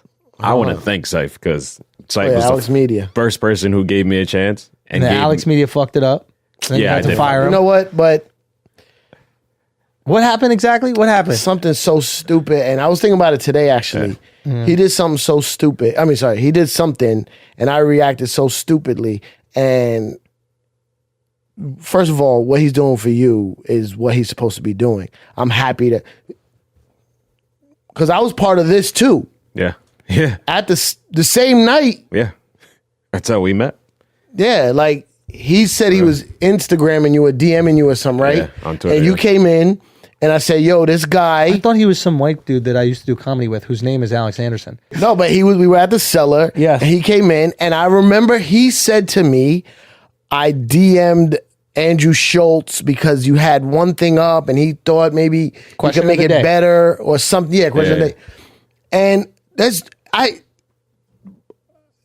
I like putting people on. I couldn't give you the amount to fucking make it relevant for your talent at the time, right? At the time. And you came in, I said, yo, right away, my brain, my synapses go off, and I'm like, oh shit, he mentioned Schultz about something he was doing on Instagram. Schultz, this is my man. Yo, you're not a cop no more. It's all right. And I He's said, looking for the time I code. said, this is my man. Beep. No, play the quiet storm. He said, That's even better, son. and yo, he does some video shit. He wants to help you out with some shit. And you gave him the super cold shoulder brush off. Like, yeah, you know, like Schultz does. Yeah, maybe we could do some, whatever. Boom, boom, boom. And I don't know how you felt, but I was like, he probably feels brushed off, but that's how initial meetings go. Like Cipher and Drake, you know what I'm saying? And it doesn't matter. It doesn't matter. Like, be persistent, keep hitting them up, boom, boom, boom. Then you did something for me, which was taping my podcast like you're doing right now. And you did something that I didn't like because other people would look at me that they don't like it. Now, if it happened today, it wouldn't have went down the same way. I was so worried about how the seller would get upset with me for bringing someone in that did what you did. What did you do? When he took a picture of Jennifer Lawrence that was sitting with Amy Schumer, Right. and he posted it. And Technically, I was filming the podcast. nigga, And I took don't a care. clip from the podcast that we were filming. And But put the it- only reason, because she said not to tape her. That's why I got mad. Oh, I didn't hear that part. She told, because we were sitting with Che, Yeah. and she said, you guys are filming, don't film me. Oh, And you see, took I a didn't picture. Hear that part. So now I didn't want Amy Schumer or the seller getting mad at me Yeah. because he put out this little. Now thinking back, like, who gives a fuck? Shut the fuck up. You're in a public place. Shut the fuck up. You know what I'm saying? But I love this cipher. but yeah, and I shouldn't have did that. But also, Nah, but I fucked up. but I'm glad I did because look at you now, right? So just brown bag, 10 grand, fine. Oh no, absolutely. No, but like it don't even matter. We used to hang out. We used to hang out. Marissa's my OG. Like, Yeah, we used to hang out. Like I used to like hanging with him. I don't hang with a lot of people. Like, you know what I'm saying? But I'm fucking super happy for you. And like I'm happy. Like I'm happy from that, right? Fucking Drewski was a nobody, a piece of shit from Jersey, yo. A piece of shit white kid who grew up in a black neighborhood. There's no way he should make it. Right. There's no way. And he came up to me the way I came up to Flex and was like, yo, whatever you want me to do, I'll do it. First time he ever worked for me, he got pulled over and got arrested for having a fucking taser. For having like a taser in his car. And the kid fucking did everything I said, did everything I want. One time we was in this club, I gotta go. One time we was in this club and some kid, I said something to a girl and some kid said something to me and I'm trying to talk the kid down. I said, yo, listen to me. I'm whispering, but we're in the club. I'm like, dog, listen to me. I didn't mean to disrespect your girl. You're talking to me like you think I'm alone. Do me a favor. I apologize. It was my mistake. Just leave it alone. Yo, who the fuck you think you are? Da, da, da. One of his boys started walking towards me. Drewski just fucking clocked him. I'm doing everything possible to avoid a fight. Drewski was like, somebody's walking up to Cipher. I don't know what's happening. Bow! Knocked the kid. So then we get into a scrap. And from that moment on, I was like, this kid, like, that's a different skill level. I'm trying to. I should have knocked out that bouncer. Sorry, Alex. And he took the kid down. Like, I'll go to war any day. Oopsie. In this situation, I am the kid, not the fighter. Go on. No, but to this day, I'll go to war for Drewski and be in war with him no matter what. Now, he was my little protege. I said, yo, I told him like 3 months before, I said, shit here, Hot 97's about to come to an end for me. No way. What are you talking about? There's no way. I said, I feel it. I'm not happy. I feel it. Mm-hmm. I'm going to make a move. Now, you can either move with me or you can take my slot. You make a choice. And basically his choice was to take my slot. I said, okay, follow these instructions. Do this, this, this, this. Play this person close, talk to this person, go over here. He's now doing everything I was doing. He's basically me, but better. Better. Like, I'm from the hood. I don't like being hood. He's hood. He opened up a fucking performance space in the middle of Elizabeth, New Jersey. No, thank you. No, thank you. No, thanks. Yeah, first of all, I love Drew. Always loved Drew, and you would always say to me, like, "This kid's a star." Star. From the jump, you go, "He's a star." Star. And his only problem is that he's too hood. And one day, it's coming soon. I feel it. He's gonna look in the mirror and go, "Oh yeah, I'm fucking white. Let me go ahead and pop this shit up real quick." Really? Yeah. And you think that it could really change things for him for the better? Well, he's a superstar. He's gonna be a superstar. What will he do? Predict it right now so we can check in and see if Cipher's predictions are right like they usually are. That I don't know because it's different nowadays. There's different angles to pop off. Like he went on Love and Hip Hop. The problem he didn't pop off on Love and Hip Hop is because he wouldn't play himself. He was like on Love and Hip Hop and he wouldn't play himself. And I was like, Drewski, if you go on that show, you gotta play yourself. That's the only reason. That's the only way guys can make it on that show. Right. You have to like do some stupid shit. Right. And he wouldn't cross the line. So he kind of got off of it. Like it wasn't. It didn't pop, yeah. But he is Love and Hip Hop. That's his core. That's who he is. Like fucking even the I gotta go. Even the Tekashi, all that shit, right? I didn't know who Tekashi 6ix9ine was. Yeah. I mean, I know who he was by now. One day I went to an event at Drewski's event space. Tekashi's outside. You invented Treyway. No. Let me tell you something. There's a Suburban outside of his thing. The windows go down. It's Shotty and it's Tekashi 6ix9ine. Shotty's like, yo, son, Tekashi, this is Cipher the OG. Pay attention to this nigga. Da, da, da. I'm like, who the fuck is this guy? Like, I don't even know who Shotty is at the time. So he's like, yo, what's up, Cypher? Good to meet you. You know, proud OG, Hot 97, da, da, da.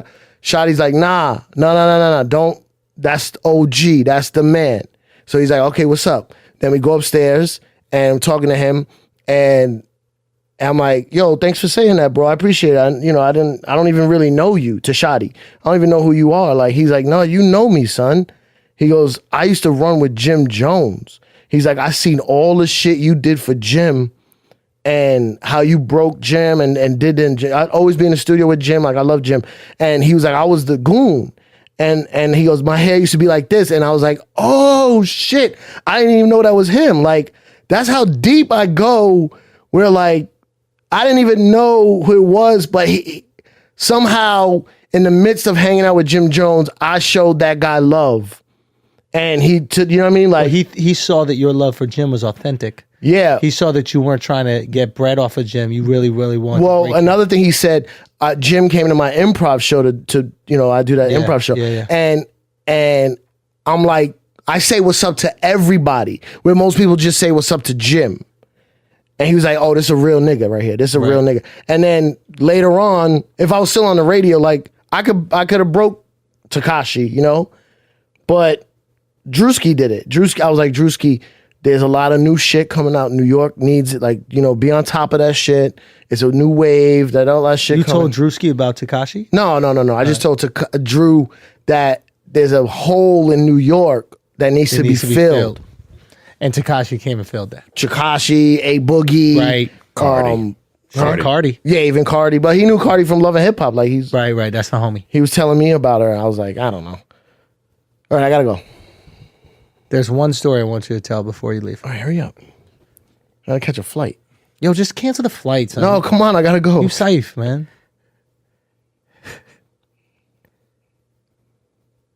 Jamaican wants you to play a reggae song on the radio.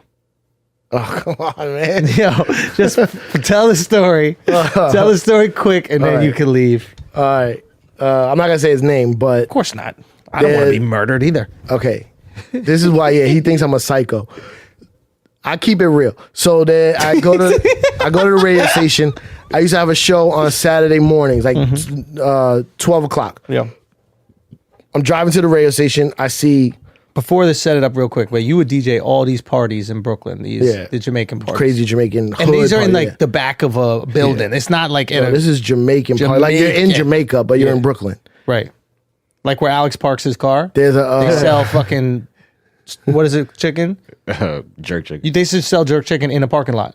Like there's just a bowl and you can park a car and then buy some jerk chicken. And that's just what it is. So